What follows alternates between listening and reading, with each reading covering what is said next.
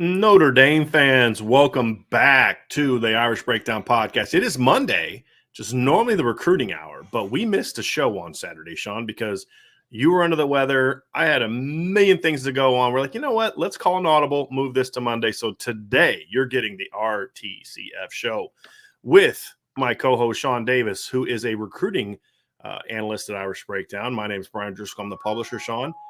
And we've got three very interesting topics to discuss today.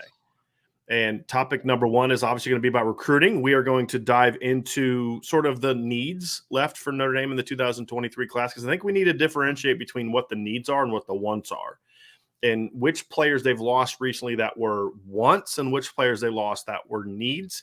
And we'll kind of give the latest on where things stand with all those recruits. We will dive into our team topic is what are the biggest obstacles to Notre Dame competing for a championship. I still can't believe some people actually think this team might go 8-4. I mean, we're going to dismiss all that noise, because just like we dismissed it last year when we heard it, just like we dismissed it in 2020 when we heard it, just like we dismissed it in 2019 when we heard it.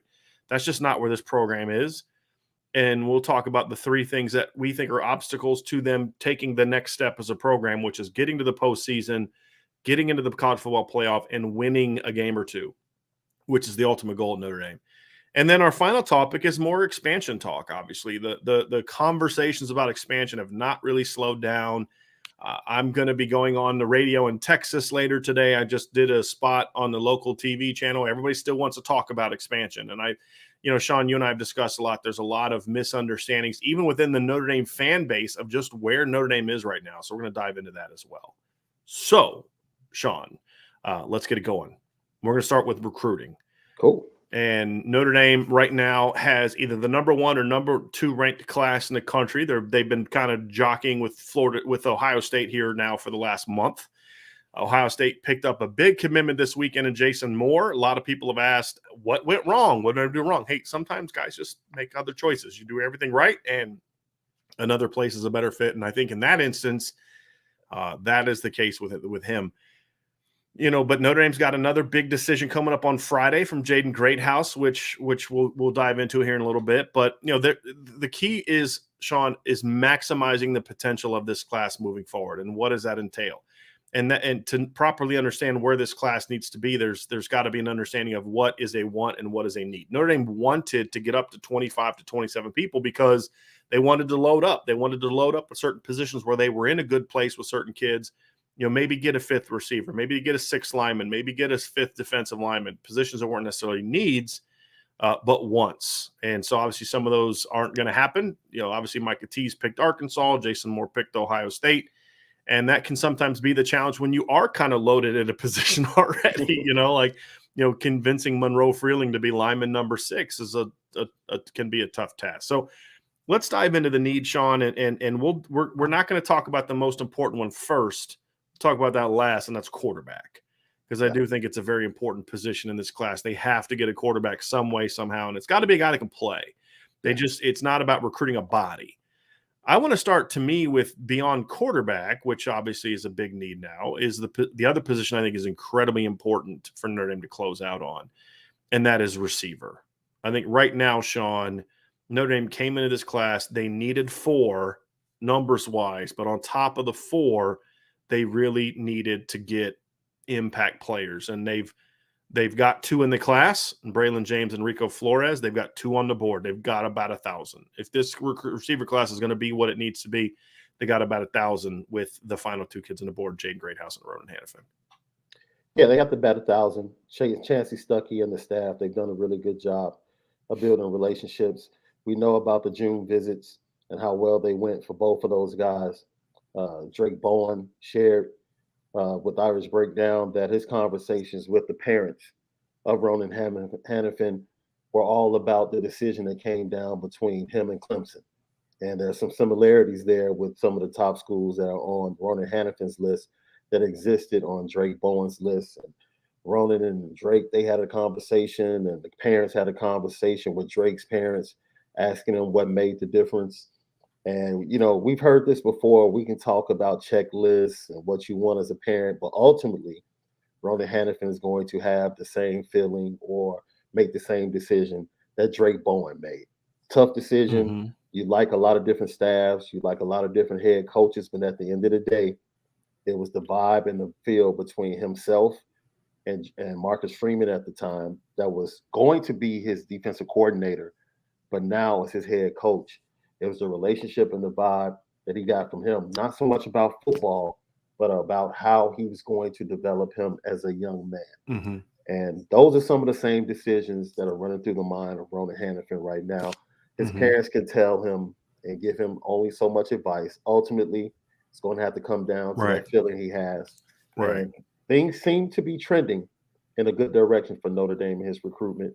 And with Jaden Greathouse, my question, he's in.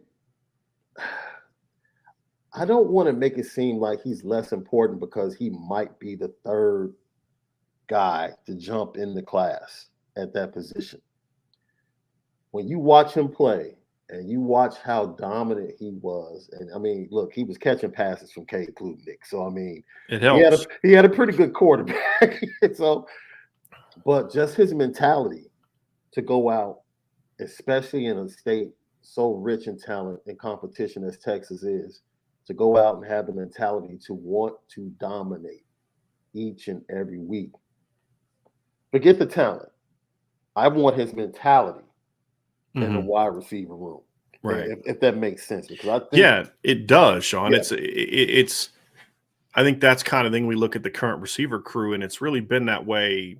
It's been a concern of mine since really Chase Claypool was at Notre Dame in 19, and even before him, and he kind of emerged into that. He wasn't that his first 3 years. Miles Boykin wasn't that guy. Miles was a good player, but he wasn't that.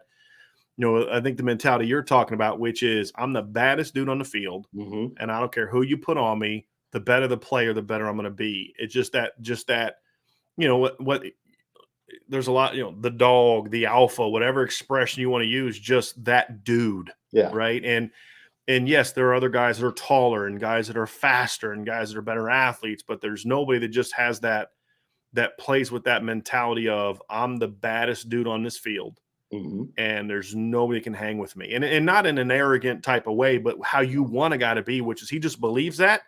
And nothing brings him more joy than showing that. And that's the key. So, yes, Sean, I think that is such an important quality that this receiving core needs. And honestly, that is something that we don't talk about enough. When you watch Braylon James play, when you watch Rico Flores play, Rico and Jaden have a lot of similarities in that neither are like elite athletes, but man, they're good. And they just make a ton of plays. And Jaden physically at 6'2", 210, with the attitude and the skills, is the one guy in this class that I'm the most confident could come in and help out the day he steps foot on campus. And that is why receiver is so important. Not only do you need to kind of heal the depth chart with Greathouse and Hannafin, but you need to somebody from this class is going to have to play as a freshman. Yeah. And, assuming good health and assuming he picks Notre Dame on Friday, which, he's still got to go out and do, he would provide that. And then on the flip side, Hannafin is probably the most raw of the receivers right now, but he's arguably the best athlete of the group. And he brings such a dynamic athletic skill set to the position that he also is a huge need. And so it's like they're both very important needs for different reasons. And I think, for a long time, we've taken Hannafin's recruitment for granted just because Notre Dame was considered the leader for so long. But, Clemson is making this, as I wrote in the hot board article today on the front page at irishbreakdown.com, the longer this goes on, the more nervous I get about them being able to close out on Ronan Hannafin, because Clemson is making this thing very difficult. And, this is going to be a test for Chancey Stuckey because he's got to beat his alma mater, right? I mean, he's got to go prove that he can go to battle with his alma mater and convince a kid that no, the place he's at now was the best place for him, which is going to be very interesting. So this is certainly going to be a big test for Chancey Stuckey, Sean. But look, they can't go 50-50. They've got to get them both. That's the biggest thing. They've got look a three receiver crew of Braylon James, Rico Flores, and then just one of Greathouse or Hannafin is really good. Yeah, but you fall short of your numbers, and it's one fewer impact player that you're adding to the roster. They have to get both. I mean, that's the thing is you say, well, if they miss out, there's other guys that there's not going to be guys that they're most likely going to have a shot at anytime soon with the talent of the two kids that are left on the board, in my opinion. And I graded them both out as top 100 players, Sean. I don't know if how much you've dove into the film and kind of thought about where they should rank, but these are two top 100 players. Greathouse for his floor, Hannafin for his ceiling are both to me top 100 players. Hey, you and I, we've discussed this. Like Hannafin was like from film, was just one of those guys that just is really easy to fall in love with. Just the athleticism, the ease at which he moves around the field, versatility on offense at several positions. You've seen him come out the backfield, you've seen him spread out, you've seen him in a slot, and then you go to the defensive side of the ball, you see him playing center field, then you see him blitzing off the edge. So many different things and so many different ways you can see him as a player at Notre Dame. And like you said, out of the entire wide receiver group, he might be the best athlete, which is absolutely amazing. And when you look at the list of his offers, you understand why. I understand, the conference he plays in. I understand the talent and the competition might not be that of the same competition of Graydon House or even a Rico Flores coming out of North California. But with all of that being said, the most important thing to remember is that Notre Dame has a chance to snag both of these guys. They have to. And when you're coming, I think it was, I'm sure we'll get to this, but it kind of leans on what Marcus Freeman said to the media back in March when he started talking about what he foresees as far as the roster moving forward. He doesn't look at first string, second string. He said he wants to have 1A and 1B. And when you start to stack a class like this, it can have a class that they can snag both of these guys. Like you said, one of these guys is going to have to come in as a freshman and make a contribution. Yeah, absolutely. At least one. And you would hope that if you could get two, that bodes well within itself. And then the start that they got with the 24 class just lends you to believe that the 24 class is even going to be another step forward in wide receiver recruiting. But it starts with closing out on these last two guys. Because you got to stack them all. I mean, this is a position more than arguably more than any other. You need to stack two classes in a row on top of each other. And the other thing too about when you look at Hannafin too, Sean, is like, again, Flores and Greathouse are higher floor guys. I think another big reason why Hannafin has to be that fourth guy is because him and Braylon James would then add the ceiling. They would add the athleticism, the explosiveness. So you're getting a nice – we always talk about diversity, right? You need diversity in your receiver room. And when I look at this foursome, it would have a lot of diversity. You'd have, the athletic, explosive guys in Braylon and Ronan Hannafin. Hannafin, I think, brings some after the catch juice to the table. He brings some stretch the field juice that Braylon James also has. You've got some strength there.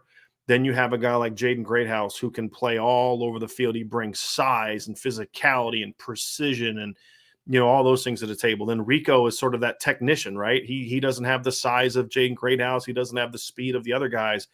The cat just knows how to play and get open, right? So you're really bringing in a lot of carryover in regards to playmaking ability, but in completely different skill sets. And that's the thing to me that is important. And that's why, Greathouse is incredibly important because he brings so much of the, I know who that guy is to the table, and he can help us right now. Hannafin brings more of that's just a flat out dude. I mean, he's just a flat out dude, and you need that, right? Because you say, well, they got that in Braylon James. Well, what if Braylon doesn't pan out? What if he gets hurt? What if he does pan out, but you need another one, right? I mean, Alabama didn't say, well, we've got Jerry Jeudy. We don't need to keep recruiting Henry Ruggs and Devontae Smith, right? Not saying that these guys are going to be that, but that's the point, right? And I think the other thing too is depth is so important. And somebody asked a question we'll get to that kind of ties into this, Sean, is, Notre Dame is also in a position where they're going to enter the 2023 season with right now 4 guys on scholarship from the current roster. And that's not even close to being enough, because we saw what happened with Bama, right? I mean, they lose Mechie. Mechie got hurt in the first half of the SEC title game, right? And then Jamison, yeah. And then Jamison Williams gets hurt.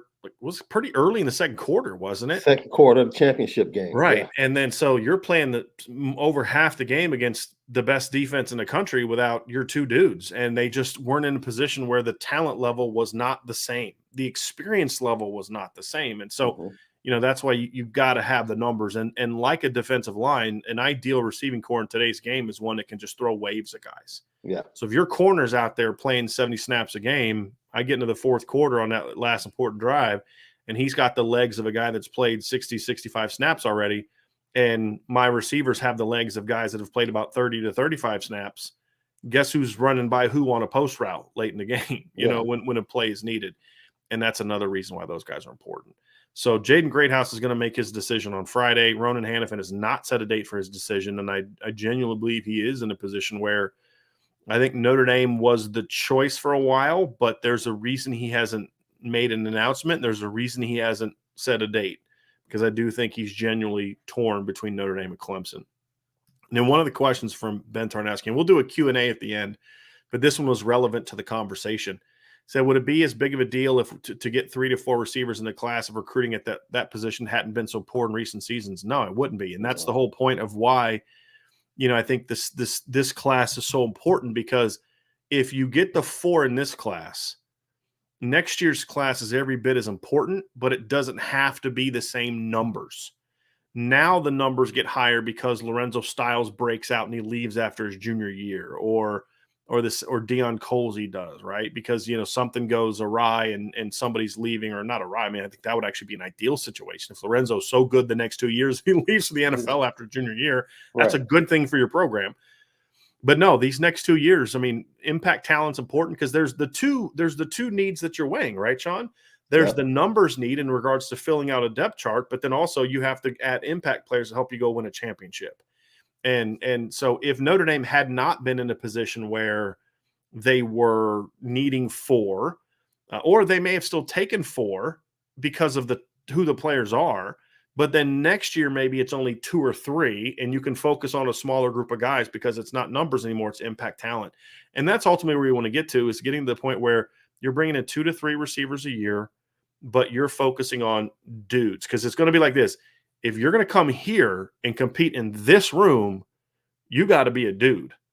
And I think that's where Notre Dame needs to get to. And they're not there right now from a number standpoint. Fortunately, Notre Dame got on some really talented players, and this class has a chance to be that. But again, to wrap up, Sean, that's why getting Hannafin and Greathouse is so important, because that group of 4 of James, I'm just going in order of when we expect them to commit, James, Flores, Greathouse, and Hannafin, would give Notre Dame the best of both worlds, numbers and impact talent. And I think that's the key for Notre Dame moving forward. There he is. So that's why this class has a chance to really be to turn the corner, because of the combination of those two things. Yeah, I agree with you, Brian. And moving forward, the continuity of that class and what they bring, it gives you a different dynamic, but it's very similar to what Chancey Stuckey told Irish Breakdown back in March. The type of class and type of room he wants to have, that would be the good foundation in his initial class. And then moving forward, you can build upon that, but the numbers definitely need to start being built up. Right. Another need. So I think there can be a debate on the next need, Sean, and that's linebacker. And I think coming into the year, my thing was they only needed 2. But I think because you signed Prince Colley the year before, and you a lot of your guys from the 2019 class are red shirts, so they still have multiple years of eligibility left, plus the COVID year. And then you got 4 last year. But with Josh Burnham already moving to defensive end, I actually think 3 is the numbers need in this class. Whereas coming into it, I would have said 2. but now I think it's 3. So Jaden Greathouse went from a guy that you wanted because he's a heck of a football player to now he's both. He's a want and a need, and he's kind of in that same category because I do think a third linebacker is needed in this class, and Jaden Greathouse is the top guy on the board. I mean, he's an incredibly talented player. You talk about Notre Dame fit, Sean. There aren't many kids on the board, in my opinion, that are better Notre Dame fits in the class and not in the class than Jaden Greathouse. I mean, excuse me, than Jaden Osbury. We love Jaden's the last 2 years in recruiting, don't we? I know, right? Yes, seriously. But no, exactly what you said. I remember we had a conversation about him, and it was the first time you saw his film, and you were telling me how much you fell in love with his film, and I was like, okay. Even though he's small and undersized, and Yep. And so as the conversation moved on, I checked out his film. I'm like, okay, yeah, I can see this guy. I'm like, yo, I'm just watching this movement. And he's not like, at the point that we're watching his film, he's not one of the leaders on the team, but you can see he's a leader. Right. He's not one of the elder statesmen. Because at the time, he was a sophomore. When we first started watching his film, it was sophomore film. But it was you last watch summer. him and you're like, oh, he just moves different. And he has a commanding presence. And that goes back to what you talk about, being a fit at Notre Dame. He's a leader. Mm-hmm. He's a leader on the field. He's a leader off the field. He's the type of kid that you want to see get that interview prior to a big game on a big network, because you have full confidence he's going to portray everything that you want to hear from a Notre Dame football player mentality going into that game. So you think about that, great fit. And at that point in time, we both were kind of hesitant to really give the staff a great chance to get him out of the state of Louisiana. But the more and more the staff talked to him and worked on him, we started to get feedback like, oh, okay, this thing has a chance. Right. I mean, you're talking about a kid from Louisiana that's now made 3 trips to campus, 2 of them on his own dime. And, you know, he's got some good schools after him. Texas A&M's done a great job in his recruitment. His brother Austin signed with Auburn last year he's a true freshman at Auburn this year. So obviously they're going to be a factor. Michigan has made a big run at him, but I think he's that kid that Marcus Freeman told us early on, Sean, this is a guy that, you know, Coach Freeman is, we harken back to this conversation that he had when he was first hired. I think he was on with I think it was Chris Zorich is when he did this interview, but he said, you know, look, we're trying to convince kids that we believe are Notre Dame kids. We have to convince them that they're Notre Dame kids. And I think Jaden Osbury, to me, is one of those kids that is a prime Notre Dame fit, but he needed a little bit of convincing for him to believe that he was a Notre Dame fit. And I think that's kind of what they've done a great job of. Now it's about closing, right? Like I think as of today, right now, July 11th, you know, 1:30 in the afternoon here in the East Coast, I think that Notre Dame is the leader for Osbury. But I would have said the same thing about Jason Moore a couple weeks ago. We'd have said the same thing about Dante Moore a month ago. You got to close, right? And I would have said it's a no-brainer that Ronan Hannafin picks Notre Dame a week ago. Now I think they lead, but so they got to close. And that's going to be the difference between this class being a top 2 to 3 class, right, in that 1 to 3 range, or if it's going to be a 4 to 5 class. It's going to be a gap closing class no matter what, but how much is they going to close the gap?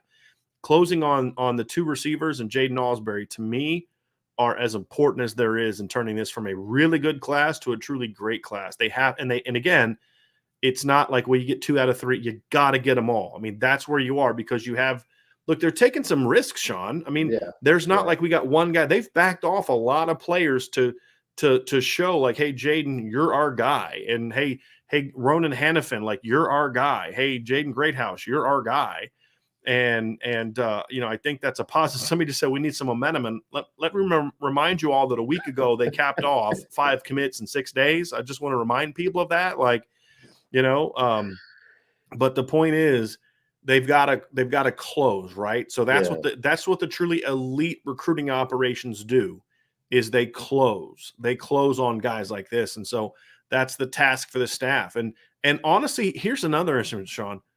This is a test for Al Golden as recruiter. We haven't really heard his name mentioned a lot because when he came on, the class was kind of full. Yeah. Except corner who they were on some corners, and then one defensive lineman. But I mean, for the most part, this class has been pretty close to being full. This is one of those ones like, okay, does Al Golden still have the recruiting chops he had back when he was at UVA and Boston College and places like that, where he was known as a big time recruiter as an assistant coach. This is the one that's going to tell us a little bit about, okay, where's Al Golden in that regard as far as being a recruiter? That's an important point. I never looked at it from that standpoint. I think, we get caught up in recruiting. And the most important year is always the present year at that particular university. We could talk about 23 kids. We could talk about 24 kids. But in 2.5 weeks, like the most important crew is going to start fall camp and start preparing. Right.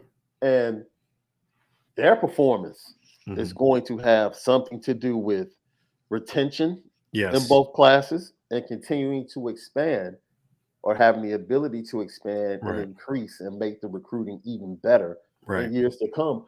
And so when you talk about that and you talk about how things can change and how the landscape can change in recruiting, and then you see a comment talking about we need momentum. Yeah. It's like, yo, look.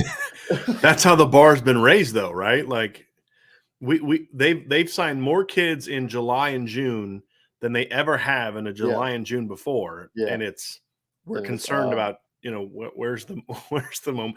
And it's understandable because again, they do need to close on these guys, right? I mean, we could do the spin job of, hey, this is still the best class they're going to have in a long time and blah, blah, blah, blah, blah. And that'd be a heck of a spin job. And you and I could make that spin. Right. But we're not gonna because they gotta close on these guys. Right. I mean, you know what I've come to realize? This job has done so much for me because I realized strictly as a fan, sitting back, I had a little bit of narcissism in me as far as my love for Notre Dame and being able to talk to kids, understand the decision, have relatability of what I just went through with my daughter a couple of years ago and what I went through when I was 17 and all of the deciding factors that led me to go to the school that I was, that might have been outside of something that's strictly black and white. Because for Notre Dame fans, it's black and white. Like Notre Dame, what are you talking about? Notre Dame is the best school, the best of everything in college football. Best education, best program. Why wouldn't you go to Notre Dame? It's a lot of factors these young men are dealing with. So when you deal with a kid, like Osbury, leaving Louisiana is not to be taken lightly. Like that's a dad big deal. Works at LSU. Yes. Right. So not going to play deal. with his brother at Auburn is another tough decision. And then leaving Baton Rouge for South Bend, Indiana. Yeah. Right. So like that's where the closing part comes from. Right, Sean? And so that's where Al Golden comes into play. Right. And like you said, he's one of the guys we really don't hear about a lot. But that might be one of the things we really need to, especially with the 24 kids, dig in on. Right. Because we'll hear about Coach Washington. We'll hear about Mike Mickens. But it's like, what's up with your relationship with Al Golden? And what has he instilled upon you the times that you had a chance to talk to him? But this is definitely going to be a show of whether or not he can close and get this young man. Because you know what? Michigan is... This is the thing, Brian. It's okay for these kids to like different coaches at different schools. And that's what I'm talking about. That's where the narcissism of a fan comes in. It's like, relax. Just because a kid likes someone at another school or likes another school, it's really okay. It's not a diss to Notre Dame for them to say, yo, I really love this coach. I really love this program. And just to understand that the processes that they're going through. And if you're going to be an elite recruiting school, I'm sure the coaching staff, they're sitting there saying, hey, this is what it is. I think that's one of the greatest lessons that they'll take from the entire Dante Moore saga. Like, hey, man, this is what it is. And now we learn from this situation. We learned that there's certain things we won't do, there's certain things moving forward we are going to do. And in closing, for a kid like Osbury, or regardless of whether he chooses, you have to get him. But if he doesn't, you have to be able to. My grandfather said, "Did you learn anything?" Like Right. every time something happened, he would say, "Did you learn anything?" Because if you learn something, rest assured you won't make the same mistake next time. So I just want Notre Dame to start learning things through victories, yes, Sean. That's kind of where I'm at. Is like, look, in one of the super chats we got from David Knight was, Brian and Sean, when you have already told a specific recruit about the benefit of Notre Dame, how they fit, what is the last word that you share with them? I am perplexed. It's not so much the last word; it's just about really continuing that relationship with a kid like this. It's really helping him to be comfortable with the when of the decision as well as what the decision actually is.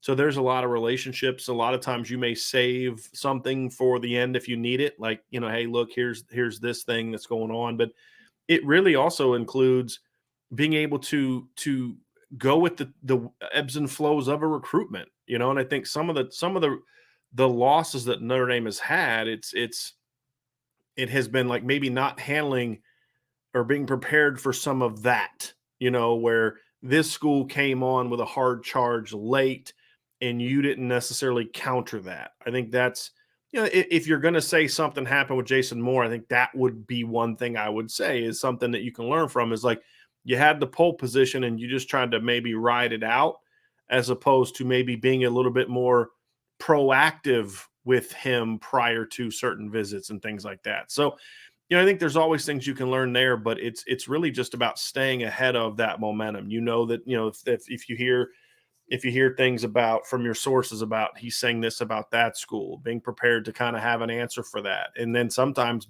having answers before the questions are even answered. It's also about listening to the young man when you talk to him and you engage with him. What is, if you don't know what's holding him up right now, and this is not just about Jaden Osbury, it's about any kid. If you don't know why he is being held up right now, then you're not doing your job as a coach and a recruiter, because you need to have that kind of relationship where what those concerns are. You've got to be willing to, because what it tells me is your relationship isn't to the point where that kid feels he can be open with you about whatever things are concerning him. And that's where I'm a little bit concerned about the Ronan Hannafin recruitment. With Jaden Osbury, I think the relationships are there. I think with him, it's just more about helping him feel comfortable with it's because it's one thing to know this is where I want to go, and it's another thing to then tell everyone else that that's where you want to go. I think that's what's happening with Peyton Bowen. I think Peyton Bowen wants to come to Notre Dame. I just think there's a lot of other coaches that he's cool with, and he doesn't necessarily want to just tell them, stop calling me. Yeah. Because he likes those relationships and they're good people and all Yeah. that kind of stuff. And that's what I think happens. And so I think that's where Notre Dame is with Jaden Osbury. It's just, hey, look, it's time to, like you said, it's time. You're a leader. It's time to be a leader. Step up and say, hey, you're going to help us get this thing done. Right. And, that's kind of where that. And they're high school kids, right? Right. They're high school kids. And as much as we want them to be adults and make sound decisions, guess what? They're high school kids. They don't always make the best decisions. But, I just have so much profound respect for these young men because they go through a lot. Yeah. A lot. And they're talking to coaches who are paid six figures to be good at convincing them, it's like to come play for them. And so that's part of it too. Let's talk about the last position, Sean, that is a need for Notre Dame. The last position that is a need for Notre Dame is quarterback. Count me out of the group of people saying that they're okay if they don't get a quarterback in this class. Count me out completely for two reasons. Number one is I don't think the depth chart can sustain that, because I don't think it's a guarantee that Drew Pine will be back next year. I'm not saying that I've heard. I know I have no information about that at all in regard to, somebody told me he may leave. I'm just looking at this practically as someone who follows college football. Drew Pine at the end of this year will have his degree from Notre Dame. He will still have 3 full seasons of eligibility remaining. And he will have, if the season ends the way we expect it to end, he will have someone with 2 whole years of eligibility remaining in front of him at quarterback. You can't guarantee me that Drew Pine. Maybe I'm not saying Drew's going to be gone, but you definitely can't assume that he's going to be back either. And you have to be prepared. Reason number 2, Sean, is this is an incredibly deep and talented quarterback class. You can't strike out in this class. You can't. Like Ohio State, for example, could, I think, maybe go without a quarterback in this class because they signed a really good quarterback in 22 in Devin Brown, and they've got a CJ Carr comparable player in 24 in Diamond Rail. And Notre Dame, to me, with Steve Angeli, isn't necessarily in that group. But in a year ahead of Devin Brown was Kyle McCord, right? So, like, they have had more consistency recruiting. And then the year before Kyle McCord was CJ Stroud. So even though Ohio State's not trying to strike out at quarterback, they would be in better position to handle striking out at quarterback. Notre Dame is not in that position, in my opinion. They have to get a quarterback. They have to take advantage of this talented year quarterback, and that includes, getting one of the guys that's on the board now, or flipping someone down the road. And so now the other thing too is you can't just bring in a guy for a body. You got to bring a guy that can play. And from my conversations with different sources, it sounds like Notre Dame is very much looking at it as, if we're going to go after a kid, he's got to be a kid that we think can play. He's got a kid that we think can compete with Tyler and can compete with CJ and be that guy, right? And that's smart because you can't just assume CJ Carr's not going to get hurt, is going to keep developing. I mean, we've seen 5-star quarterbacks not pan out. I think CJ Carr is going to pan out, but we don't know that yet. We haven't seen anything beyond his sophomore year of high school. You can't assume that. And to me, that is an important piece. So I was happy to hear that when they are looking at quarterbacks in 23, they're looking for guys that say, hey, that guy, if that guy's number gets called, he can lead us to a championship. And I think that's very, very important. Very important in this. You're just setting the standard moving forward, right? We talked about the quarterback room having to be one of those rooms that had to be changed moving forward. And regardless of the loss of the guy that you pretty much had pegged from day one and targeted, said, this is our guy, not to, to swing and miss, but then be able to go ahead and say, you know what? You wrote a great article on 3 of the guys to look at. And, I was actually hearing some good things about the Minich kid, from Elite 11. From the Elite 11. I was hearing some really good things about him during that week. And then the Novosad kid was something that, we had heard in anticipation of, what was to come ultimately on Friday and what took place. So with him already being committed to Baylor, that's someone on our coaching staff that happens to be the wide receiver coach that probably knows a little bit about the kid, right? His makeup, has probably had a conversation with him when he visited the campus. There's a Notre Dame commit and a potential soon commit who have played in 7-on-7 with him and have worked out with him and things like that too, right? Yeah, so there's that connection. And like you said, the way you described, I mean, you have a way with words, my friend, okay? Whether it's via your pieces or on the phone, where you will urge someone to immediately go look at. Right? So like I said, the buzz that was coming out of Elite 11, and then to read your article, everyone go check it out. I'm like, okay, I got to see this Minich kid like right now. And you're right. Like when you see easy arm talent, it's like, wow. It's like, wow. It doesn't look like he's and Ryan and I are going to kind of dive into the film room tomorrow. That's what tomorrow's focus is going to be on, is dive into the film of these guys. But what you'll see tomorrow, Sean, is it doesn't look like he's throwing it real hard. No. And then it just goes 55 yards and drops over top of a guy. And you're like, okay, wow, okay, that's interesting. Yeah, he is if you have listened to me over the years talk about quarterbacks I like and quarterbacks I grew up watching, and whether it's John Elway or Woody Dance or Joe Hamilton, or there's the theme, right? I like the dual threat guys. It's just I've always been that kind of guy, and I just like playmakers. And the thing I like about Kenny Minich is he fits that mold because he's not a runner, right, Sean? You see it from he's not a runner. He ran for like 130 yards and 3 touchdowns last year, but he's a mobile guy that can make plays on the move. Like there's a difference between Pat Mahomes and Josh Allen. Pat Mahomes, they're both really good athletes, but Pat Mahomes uses athleticism to set up his arm, and Josh Allen will take off and run. Yeah. And to me, like that's the difference, right? And so when I look at a Kenny Minchie, he's in that latter category, or the latter category of when he moves around, it's by time to throw. And then Brock Glenn, the other kid on the board, Sean, is probably he has the best arm of all of them, right? Yeah. He's a little bit more raw.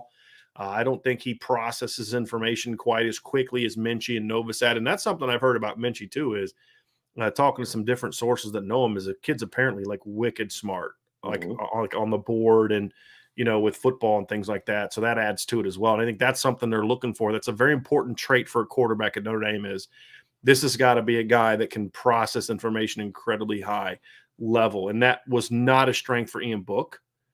That was not always a strength for Deshaun Kaiser. It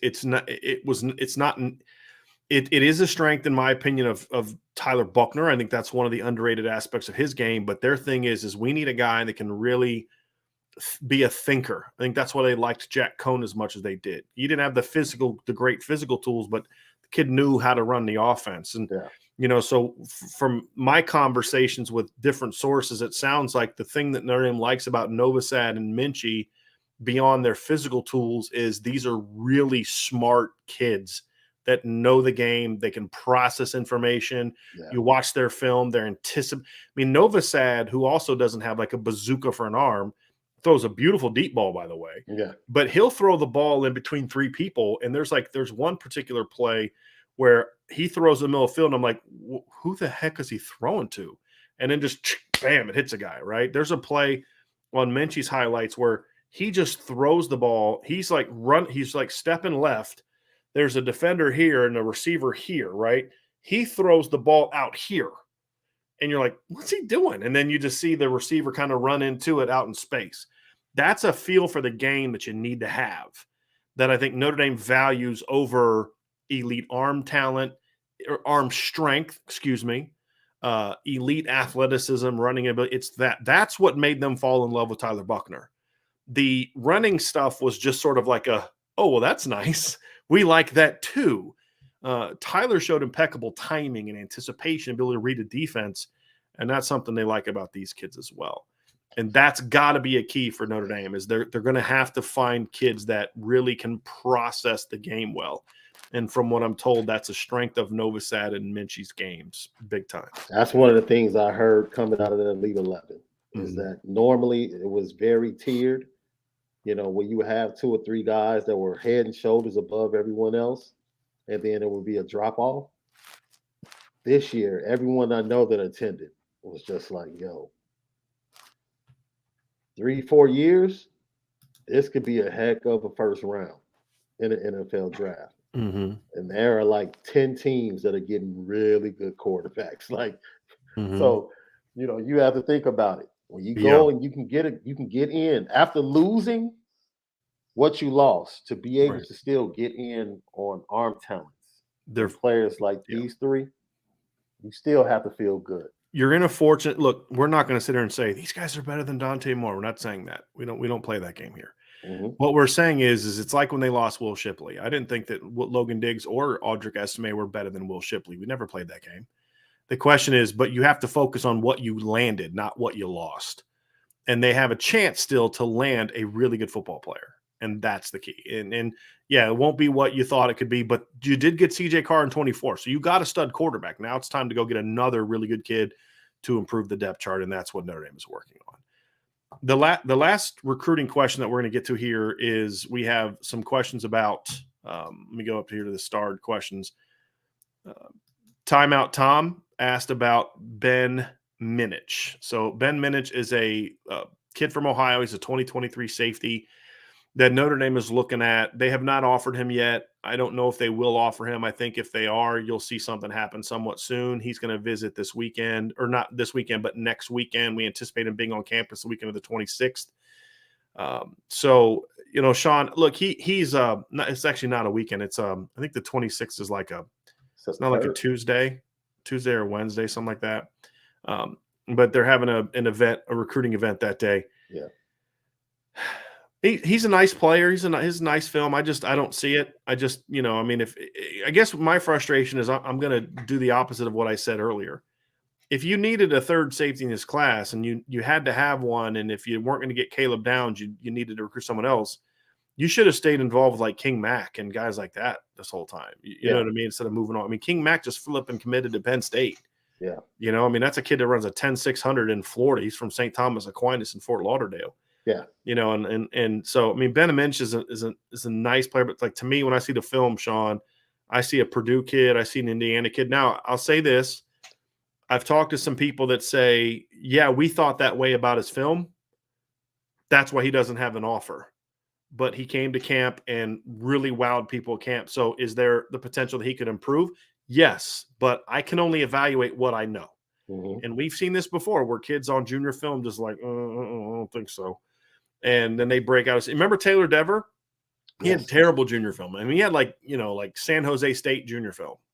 But then as a senior, he got bigger, stronger, became a Notre Dame caliber player, and eventually comes on, becomes a multi-year starter at Notre Dame. And obviously, we always think about his family and pray for his family and all that stuff since he's passed. But, that's a kid that jumps on my head of that kid who was like not only was he not a Notre Dame caliber player as a junior, I don't think he was a San Diego State caliber player as a junior. But kids just get better. So maybe that's Ben Minich, and I'll be open to that. But I can only evaluate what I see. I didn't see him at camp. I only saw junior film, and the junior film that I saw is not a kid that brings a ton of value. I saw people say like he's fast and he's good special teams player. I'm not recruiting a guy to just be a special teams player.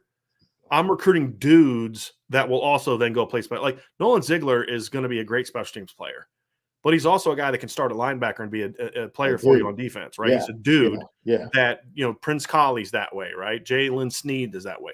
Those are the guys I want running down on special teams, right? Not necessarily him. And so now, again, I'll be open to his film being better as a senior, obviously, but just what I see right now, Sean, he's a nice, good football player, but not someone who I believe is a guy that I would take. Because if you take him now, that's one, I'd rather use that for next year and try to get a third safety next year, in my opinion. It's funny. I'm glad his name came up. Ryan and I actually had a conversation early this morning about this young man.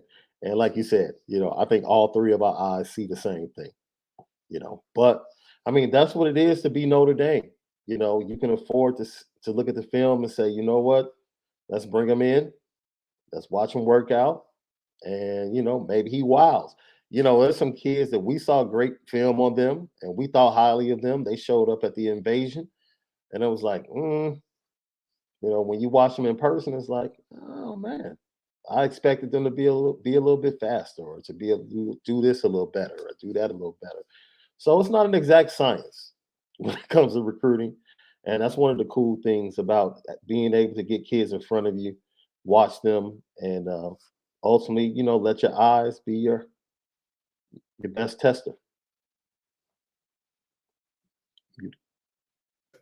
When there's a danger in that too, Sean, because we have seen kids earn scholarships at camp with great camp workouts, and then guys not have good camp workouts. Yeah. For example, Notre Dame had George Karlaftis in camp one year, and watched him play and came away saying, it's not really a guy. He's a little too tight hipped and all this other kind of stuff. Had really good film, but they made the decision that he's not a guy for us, right? And they decided not to recruit him. Yeah. Okay. Well, then a year before that, Paul Mawala is on campus, and we're going to offer him, and he has a great camp. They offer him, and he became a really nice special teams player. But that was it. That was it. Right. So we've seen Ashton White, another guy that earned a scholarship at camp. Guy I liked. He had some injury issues, so the situation is a little bit different. But he was never like the level that you'd expect. He's not Micah Bell and Christian Gray. So that's the danger. It's kind of like the NFL scouting combine. Like if the film tells you one thing and that individual workout with no pads on tells you another thing, which one do you weigh more? And so that's why, to me, is like I would personally, I'd want to see him play a game or two. That's why I said to him, hey, look, let's get you on campus for, third game. Let's get you on campus for, for Cal. We really want to get you on campus that weekend. Like we like you a lot. Let's get you on campus. Because it's not like he has an Ohio State offer and some of those bigger offers where you're worried about that as much. We just want to see you play a couple games. And then if the first couple games you see on film what you saw at camp, then make that move. Yeah. That would be my thing. Yeah. But, I heard like last year when they offered to Don Schuler, I said at the time, like, look, he's a nice player on film. But I but I heard he did much better at camp. And then he went out on film that as a junior, like, okay, yeah, I see what they're saying now, right? So maybe that's going to be the same thing with Ben Minich.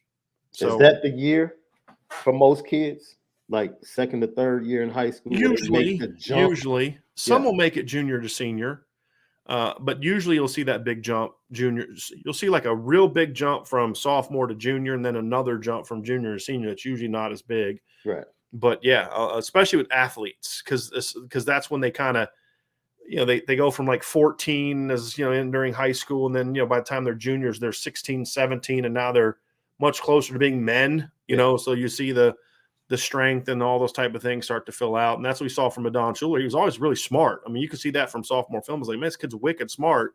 He's just not a great athlete just yet. And it was like, but yeah, he had a great workout at camp. And so, well, let's see if it projects to film. And then you watch Don as a junior, like, okay, yeah, this guy can flat out play. Yeah. And so because the athleticism caught up to the instincts, and that would be my thing. The one thing I do think Ben Minich is a pretty smart football player. He's a good athlete. There wasn't a time where I watched him play. I was like, oh yeah, that's a guy that Notre Dame's got to have. So but again, I'm going to be open-minded to see the senior film one way or the other. I mean, I'm open-minded for kids I like. And then I watched their senior film. I was like, it wasn't as good as I thought it was going to be, or he didn't take the jump, or he took a step back, or there was a kid that Ohio State signed a few years ago. Remember Josh Myers? Yeah. He ended up being a really good player. I mean, he's a multi-year starter, like 4th or 5th round draft pick. And actually, where was he drafted? He wasn't a first-round pick. I'm trying to remember where he was drafted. But the thing about him, Sean, is he was a second-round pick, late second-round pick. I remember watching him as a sophomore, like, this is one of the best young linemen I've ever seen in my life. But he just, as he got older, his hips got tighter, his feet got a little slower, and he ended up, and he was a tackle then. And then he ended up moving inside. Now he's like a center in the NFL, right? I mean, that guys change. And so he was a guy and he was still good. Don't get me wrong. He was still like a top 100 to 120 player. No question about it. It just, when I watched him play as a sophomore, I was like, this kid is an elite player. When you watch Ronnie Stanley as a sophomore, you're like, nope, nope. Right. But then he becomes, what he became. So I'll always be open to the evaluation. Does that make the offensive line one of the most difficult positions to judge film on? Yeah. Yeah. Because sometimes the misses you usually have they'll miss on guys that are like 6'5", 320 that just bully people. Right. And they'll overlook the feet or the fact that they have tight hips and all that, you know what I mean?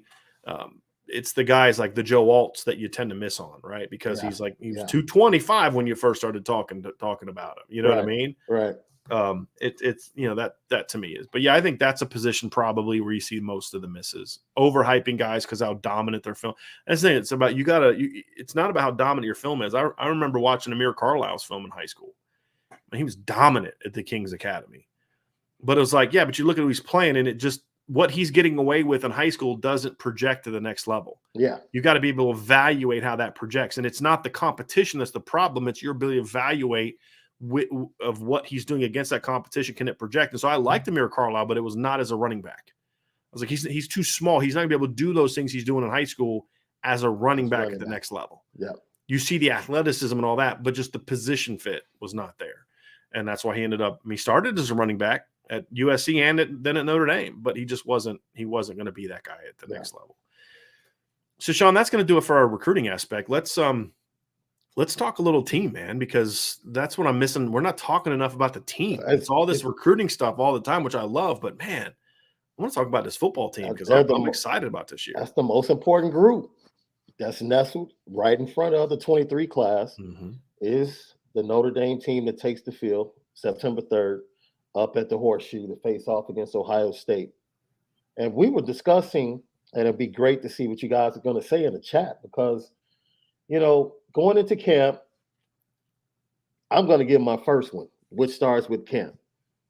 But we want to talk about the obstacles that face Notre Dame, the biggest obstacles facing Notre Dame going into this season. And can I start with camp itself? Yeah. Start wherever you want, buddy. I need health coming out of fall camp. That's the first, and for me, the most important obstacle. Health coming out of fall camp. We everywhere. We have all of these shows we're able to do now. These young fans, they don't know what it was like waiting to read an article or to hear from loose emoji from a weekly newsletter, right? Updating who was hurt, who's going to miss the season. Someone tore this, someone tore that, and the anguish of just reading that. Like, oh, now we have to replace this guy, replace that guy. Let me tell you something. For this team, this goes back to what Marcus Freeman said. He said, I envision this roster being 1A and 1Bs. I don't see first, second string. He said, our depth is very strong up the middle. Running back to quarterback, defensive line, linebacker, all the way back to the secondary. He said, we're building on the perimeters. We're still building on the perimeters, but up the middle, we have those 1A and 1Bs. And then he mentioned the running back room, and what happens? Jadarian Price tears his Achilles. Right. And now we're going to Logan Diggs' shoulder from the blue and gold game. And now it's like, okay, look, we know how good this team can be. Right? And I talked to my guy jokingly this weekend, and I said, look, man, like, tell me what it's like. Like, because the current players, they pay attention to all the recruiting buzz, 23, 24, who they get. And they're like, okay, it's time for us to take center stage now. It's time out for all of these guys that aren't here. It's time for us to take center stage. They're raring to go. They've been hitting each other for months, running against each other, testing each other for months. And now, coach speak, right? You hear this all the time. Let's go out here and take care of each other. You've had to say it to players. Let's go out here and take care of one another. And that, more than any other season for me, has to be paramount. Let's go out here. Let's compete. There might be a few jobs on the line, but at the end of the day, let's take care of each other.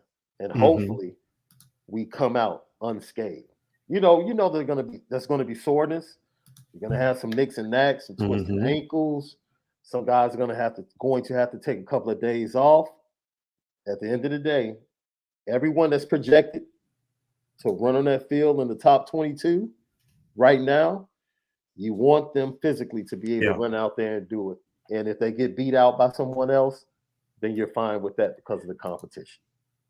If you don't have some guys getting bumps and bruises in fall camp, it's because you're not being physical enough and you're not going to be prepared to win, right? Like that's just going to happen. I think health is the biggest obstacle. I mean, and really, you and I kind of talked about three specific areas to dive into, which we'll get into, but both of them really kind of come around to health. Yeah. I mean, our number one priority is Tyler Buckner's health. I mean, that's the biggest thing. And it's not so much from the standpoint of his injury history. The kid sprained his ankle walking down the steps, right? Like, I don't anticipate this being a consistent problem in his career. He's a kid that tore his ACL. That's just one of those fluky things. It doesn't promote a history of long-term injuries. Like, the things that kind of kept him out of games this year are things he could have played with as the starting quarterback. Like the hamstring injury. Like, if he's the starting quarterback, he still plays. You just would have kept him in the pocket. The problem is his role was as a runner. Yeah. And so he couldn't play through the pulled hamstring as a runner. Right. So you couldn't tailor his game to that. Right. So, but whether you think he's injury prone or not, we can all agree that you need Tyler Buckner to stay healthy this year to be the team they're capable of. Because when we talk about obstacles, the obstacles aren't, if this happens, they're going to go 8-4, right? I remember going into 2015, we're having the same conversation. If Malik Zaire gets hurt, Notre Dame is going to be in big, big trouble. And I was like, no, they won't. They'll be fine. Like Malik was my guy, as you know, you know what kind of player I thought he could be. Yeah. You know what I think that team could have been if he doesn't get hurt. But I was like, they're going to be fine because they have Deshaun Kaiser and he's still throwing to flipping Will Fuller and Chris Brown and, you know, handing off to Torian Folston, who we thought was going to be that guy at the time. And, you know, and he's going to have a great O-line and all this other kind of stuff. Like, they'll be fine. And I kind of feel the same. When you're trailing under a minute left on the road, feels good to just say, I'm just throwing it up to Will Fuller. Just go get it. Just throw it as far as you can. Nobody else will catch it, right? Like, right, we'll get it. You know, hey, let's run a wheel route to CJ Prosise out of the backfield, right? You have some dudes. But the point is that, you know, Tyler Buchner, like if Drew Pine's got to step in the starting lineup, Notre Dame can beat almost any team on their schedule if he just runs the offense. Yeah. But that's 10-2 compared to, are you a playoff team? Are you a championship team? And that's the standard. And to me, there's really only one quarterback on the roster, in my opinion, right now that can be that type of guy. Yeah. Because of then the depth at other positions. Because I like the receiver room a lot, but let's be honest, there is no Will Fuller on that roster right now. No. There is no Michael Floyd on that roster right now, because in 2011 you had a Michael Mayer type and Tyler Eifert, but you also had Michael Floyd. You know, so there isn't that guy. So the quarterback has to be a little bit more of a playmaker as those guys emerge. And so to me, the reason I say what I say about Tyler is because I do believe that Tyler Buchner is that guy. And, you know, I kind of like to do this thing, and I wish everyone would do this.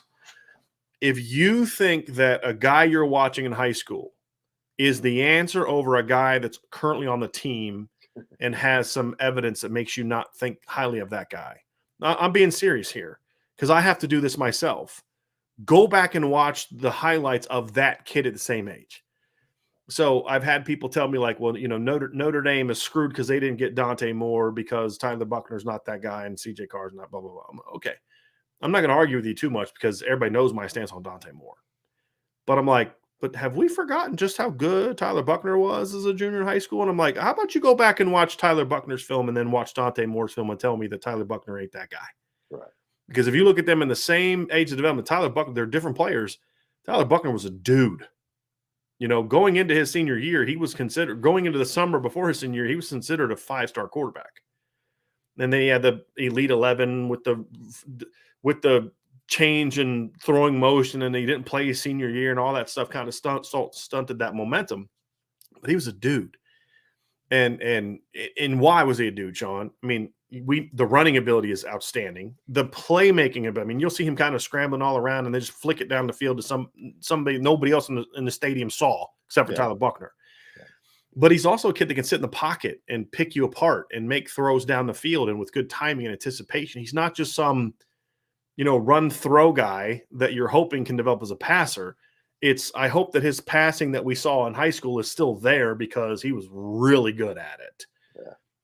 And to me, he's the kind of guy that can put the everybody else around him on his shoulders and say, hey, I got this. Yeah. And at the end of the day, I still think Notre Dame needs that to compete for a championship. I don't think Notre Dame is good enough, in my opinion, as a program yet they can't win with a Stetson Bennett like Georgia could, because the town around him was so good that they could still win. You know, people have talked about, well, Bama's won a title with Greg McElroy and A.J. McCarron and Jacob Coker. You know, and I'm like, yeah, but the town around them was so good that you could win in spite of them. I don't think Notre Dame is there, and most teams aren't. Yeah. You take Joe Burrow off LSU, and you replace him with just about anybody in the country other than Trevor Lawrence, and LSU is still really good that year, they don't win a title. Yeah. In my opinion. I agree. You know, and we've seen that with Trevor. You know, when he played in 2020, they were a playoff team.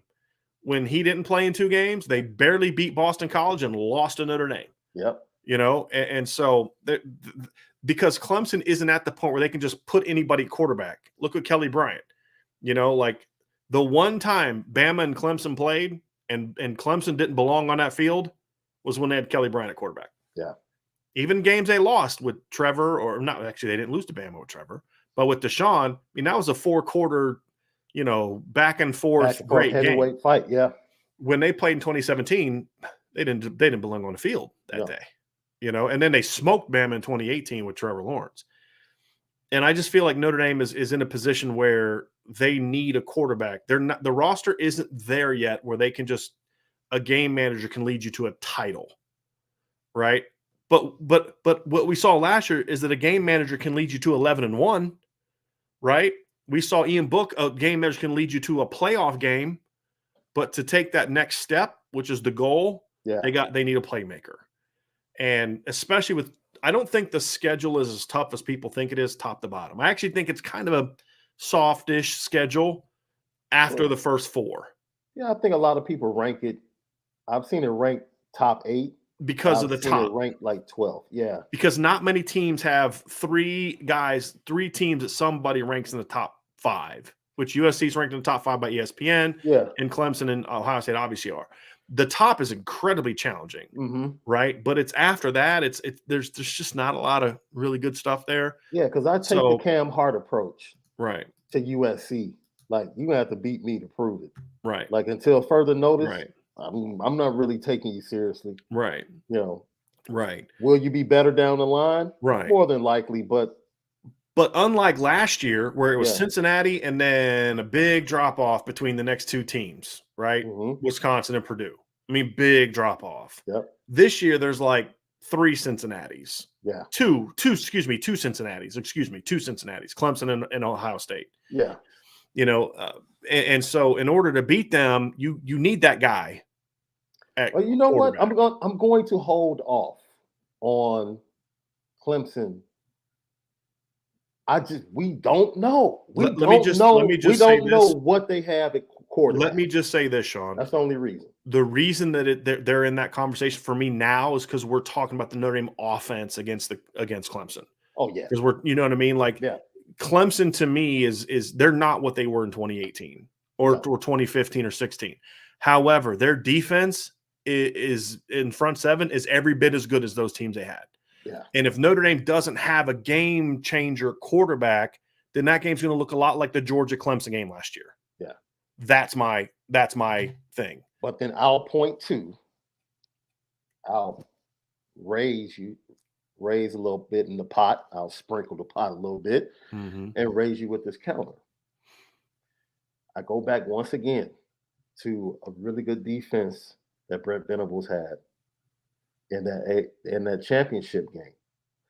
And thinking about, Trevor Lawrence coming back, you say, okay, Trevor Lawrence was the difference. Well, of course he was. Sure. All right. Absolutely. But if you really go watch both of those games and really focus on the front, just focus on the front. Notre Dame won both of those games in the trenches. Correct. And totality. Well, and especially the first game because they didn't have Tyler Davis. Right. Right. Even with Tyler Davis, if you watch that first quarter and a half. They were moving the ball. It should have been 17-0 at the end of the first quarter. Notre Dame was handling, and I don't. Yeah. Look, I'm not worried about Notre Dame physically against anyone in particular. When I say worried, I'm not saying that they won't have troubles, but I'm not going in the game like, oh my God, I don't see any way. Here's my counter to that, Sean. I'm going to counter your counter with another counter. Couple things. Number one, that 2020 Clemson defense and not have Miles Murphy and Brian Breezy on it. Not in who they are. They were the babies. They were freshmen. They were the babies. Yeah. Right. And they are much better players now than anything Clemson had that year. Like now, no one's talking about Tyler Davis anymore. Like he's like an afterthought now at Clemson because of how good those kids are, right? And then Trenton Simpson is I mean, their linebackers weren't as good as this group is inside, in my opinion. Number two, it reminds me like of the 2017 Georgia game. That was the best Notre Dame line that they've ever had, but Notre Dame struggled to win that game because they didn't have a playmaker, a quarterback that could beat you with his arm and his legs, and they didn't have the skill around it. So Notre Dame could go toe-to-toe with Clemson and still score 13 points. And that's where we come down to the quarterback. That's why the quarterback is so important because, in my opinion, because of what I think of the defense and the offensive line and the skill, as long as health is good, that they are they are Tyler Buchner being what I hope he is and think he is, away from saying They may not beat everybody, but they can beat everybody. Yeah. That's the difference. And I think that's where some of us need to kind of just look. If you're in this doubting Tyler Buchner thing, I just encourage you to go back and watch his junior film again, right? And just refresh yourself of what he is. And if you're going to watch the second half of the Virginia Tech game in order to talk yourself off of the Tyler Buchner bandwagon, then I would encourage you to also watch the first half of that game to get back on. And that's the key for me. Remember, I told you I had to go back to make sure I wasn't being too critical of Tyler Buchner. And I said, you know what? Even in watching him struggle, I still saw how he could be successful in this offense. It was like he struggled because, he didn't read the coverage right. He threw the pick six. That happens. He's young. Like, you expect that to happen. You don't want it to happen. Let's go to the interception in the fourth quarter. He rolled the play, he rolled his ankle on. He just missed the pass. Like, he literally created an opportunity for a big play on a big third down by scrambling out to the right. He overthrew the guy. The guy was open. He overthrew him, and then he twisted his ankle. And this is what you expect to get. You expect him to get more comfortable in the system, know what he's doing, know what he's supposed to do. You have talent around him, and now that offensive line is something he can depend on even more. It's those 1 to 2 to 3. You don't have to win a game, but best believe there are going to be 2 games this year that Tyler Buchner's going to have to win, where he just can't integrate himself into the team aspect and just say, okay, we're going to win this game if I just do this. No, he's going to have to elevate his play. Right. At least 2 times this because year. Your second best team this year isn't Wisconsin. No. It's not Purdue. Right. Right. And we saw that last year with what all the issues they had last year, O-line, all these, they still were good enough to beat everybody. And they had games that were closer, but they were still able to just go out there and have better players than everybody else. Yeah. Right. Yeah. And that is still true, in my opinion, of 10 teams on the schedule. Yeah. Right. And, but there are 2 teams, however, that are like the biggest danger for Notre Dame, Sean, and this is when we'll go back to Clemson. The biggest danger Notre Dame has is a team that can play with them in the trenches. You don't have to beat Notre Dame in the trenches. You have to be able to you have to keep them from dominating you. The one team that I'm confident, at least when you're talking Notre Dame offense, that can at least play with the Notre Dame offensive line and potentially win that battle. We're kidding ourselves that we don't think there's a chance that Clemson could outplay Notre Dame with Breezy and Simpson and Tyler Davis. I mean, but that's the biggest danger for me. I'm actually more worried about that than I am teams that have great offenses but don't play defense. USC. No. Because it's like it's like 2017 USC Notre Dame, right? It's the team like USC could match Georgia's skilled talent that year, no question. But they couldn't match Georgia in the trenches, and that's why Georgia was able to beat Notre Dame, and Notre Dame absolutely curb stomped USC that year. Yeah. And that's the concern with Clemson is if Tyler Buchner is not that guy, then they can negate the Notre Dame offense and make it a low-scoring game to where Clemson doesn't need a quarterback to go out there and lead you to 47 points in double overtime because they're going to beat you 20-13 or 17-13 or, that kind of thing. Yeah. If Tyler Buchner is that guy, then I don't care how good your defense is, he's going to go out there and make enough plays to where your offense better make some plays against us. Yeah. And, looking at it from a Notre Dame standpoint. And I think to me, that's the key for me, Sean, is if Tyler needs to be, because if you can take the pressure off your offensive line in ways that Jack Cohn, as much as I loved him, everybody knows I'm a big Jack Cohn guy, right? But the reality is that Jack Cohn could not thrive if the offensive line wasn't having a day. Correct. Tyler can. And that's the difference for me. You don't need your offensive line to be elite every single game to still be really good on offense with Tyler Buchner. What else gives me confidence is the fact that the former staff and the way they viewed Tyler Buchner lets you know how really impactful he is. Because for them, he was the game changer. Right. He was the guy when everything kind of slowed down. Okay, let's put him in so we can create something. Right. So we can make something happen. Right. And so if they believed in him, I'm ecstatic to see what he can do. Well, and I can tell you, talking to my sources, that there's a lot of excitement about what he can bring to the table this year for this offense. And I'm not talking about just coaches, and I'm not talking play. I mean, Sean, and you have sources. You know, there's a lot of people say if he's healthy, if the guy we see in practice more often than not is the guy that's going to play on Saturdays this year, we're going to be all right. I mean, that's the thing because there's a lot of thought into that. People keep asking about why they didn't put him in the bowl game. Marcus Freeman said before the game, this is about sending the seniors out the right way. Yeah. That's what that game was about. He said that before the game. This is about sending the seniors out the right way. So you're going to give Jack Cohn. Plus, again, your offensive line was getting killed. And Jack Cohn threw for 500 freaking yards in the bowl game, people. Jack Cohn was not the problem in the bowl game. The quarterback was not the problem in the bowl game. It was everything else besides the pass game. So, got to keep that in mind. Sorry, Sean. I'm actually also, as we're talking, I'm trying to prep a story that Sean Stiers just sent me about Notre Dame. It sounds talking to various reports. It sounds like Notre Dame has found its new baseball coach, and his name is Sean Stifler. So, I wonder how his mom looks. It's funny you say that because that's exactly what. That's exactly what Brandon Plensner asked. He says, I wonder if Stifler's mom is still hot. So that question was asked. Oh, that joke is going to go for a long time. Yes. So, that was that. He's been at VCU the last couple of years. So we're working on getting that onto the site as well. As you do that, I'm interested in understanding his development, but also trying to figure out what part of his game is the most important part.